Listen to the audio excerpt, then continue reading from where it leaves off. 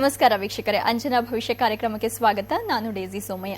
ನೀವೆಲ್ಲರೂ ರಾಶಿ, ನಕ್ಷತ್ರ, ಮುಖಲಕ್ಷಣಗಳನ್ನು ನೋಡಿ ಭವಿಷ್ಯ ಹೇಳೋದನ್ನ ಕೇಳಿದಿರಿ. ಆದರೆ ಇದೇ ಮೊದಲ ಬಾರಿಗೆ ಮಾಧ್ಯಮ ಲೋಕದಲ್ಲೇ ಮೊದಲ ಬಾರಿಗೆ ನಾವು ನಿಮಗಾಗಿ ಅಂಜನಾ ಭವಿಷ್ಯ ಎಂಬ ಕಾರ್ಯಕ್ರಮವನ್ನು ಪ್ರಸ್ತುತಪಡಿಸ್ತಾ ಇದ್ದೀವಿ. ಇನ್ನು ಈ ಅಂಜನಾ ಭವಿಷ್ಯದ ಬಗ್ಗೆ ನಿಮಗೆ ಮಾಹಿತಿ ಕೊಡೋದಕ್ಕೆ ನಮ್ಮ ಜೊತೆ ಇದ್ದಾರೆ ಅಂಜನಾ ತಜ್ಞರಾದ ಬಸವರಾಜ್ ಐಟಿ ಅವರು. ಬನ್ನಿ ಅವರನ್ನ ಕಾರ್ಯಕ್ರಮಕ್ಕೆ ಸ್ವಾಗತಿಸೋಣ. ಐಟಿ ಅವರೇ, ಕಾರ್ಯಕ್ರಮಕ್ಕೆ ಸ್ವಾಗತ. ನಮಸ್ಕಾರ. ಐಟಿ ಅವರೇ, ಇವಾಗ ನಾವು ಎಲೆ ಮೇಲೆ ಅಂಜನ ಹಾಕೋದನ್ನ ಕೇಳಿದೀವಿ. ಆದ್ರೆ ನೀವು ಡಬ್ಬಿಯಲ್ಲಿ ಅಂಜನ ಹಾಕ್ತೀರಿ. ಅದು ಎಲೆ ಮೇಲೆ ಹಾಕೋದಕ್ಕೂ ಡಬ್ಬಿ ಮೇಲೆ ಹಾಕೋದಕ್ಕೂ ಏನ್ ವ್ಯತ್ಯಾಸ ಐಟಿ ಅವರೇ? ಖಂಡಿತವಾಗಿ ಜನಗಳು ಅಂಜನ ಅಂದ ತಕ್ಷಣ ಸಾಮಾನ್ಯವಾಗಿ ಎಲೆ ಮೇಲೆ ಹಾಕೋದಂತ ಅರ್ಥ ಮಾಡ್ಕೊಂಡಿರ್ತಾರೆ. ಆದರೆ ಈ ಅಂಜನಗಳನ್ನ ಕೇವಲ ಎಲೆ ಮೇಲೆ ಹಾಕೋದಲ್ಲ, ಡಬ್ಬಿಯಲ್ಲಿ ತೋರಿಸ್ಬೋದು. ಒಂದು ಉದಾಹರಣೆ ಕೊಟ್ಬಿಡ್ತೀನಿ ನಿಮಗೆ. ಈಗ ಅಕ್ಕಿ ಅನ್ನೋ ಒಂದು ಪದಾರ್ಥ ಇದೆ.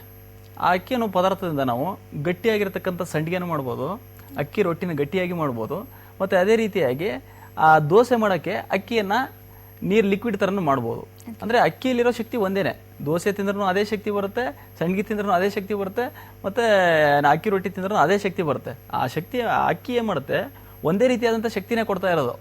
ಹಾಗೆ ಈ ಅಂಜನಗಳನ್ನ ತಯಾರು ಮಾಡೋಕ್ಕೆ ಬೇಕಾಗಿರ್ತಕ್ಕಂಥ ವನಸ್ಪತಿಗಳು ಒಂದೇ ರೀತಿಯಾದಂಥ ಶಕ್ತಿನೇ ತೋರಿಸ್ತಾ ಇರುತ್ತೆ. ಆದರೆ ಆ ವನಸ್ಪತಿಗಳಿಂದ ನಾವೇನು ಮಾಡ್ಬೋದು, ಅದನ್ನು ಲಿಕ್ವಿಡ್ ರೂಪದಲ್ಲಿ ಮಾಡ್ಬೋದು ಮತ್ತು ಗಟ್ಟಿಯಾಗಿ ಮಾಡ್ಬೋದು. ಹಾಗೆ ಇದನ್ನ ಲಿಕ್ವಿಡ್ ರೂಪದಲ್ಲಿ, ಉದಾಹರಣೆಗೆ ಜೇನುತುಪ್ಪ ರೂಪದಲ್ಲಿ ಮಾಡಿದಾಗ ಅದನ್ನ ಏನು ಮಾಡ್ಬೋದು, ನಾವು ವೀಳ್ಯದೆಲೆಗೆ ಹಚ್ಚಿ ಅದನ್ನ ದೀಪದ ಬೆಳಕಲ್ಲಿ ಹಿಡಿದು ನೋಡುವಂಥದ್ದು ಮಾಡ್ತಕ್ಕಂಥದ್ದು.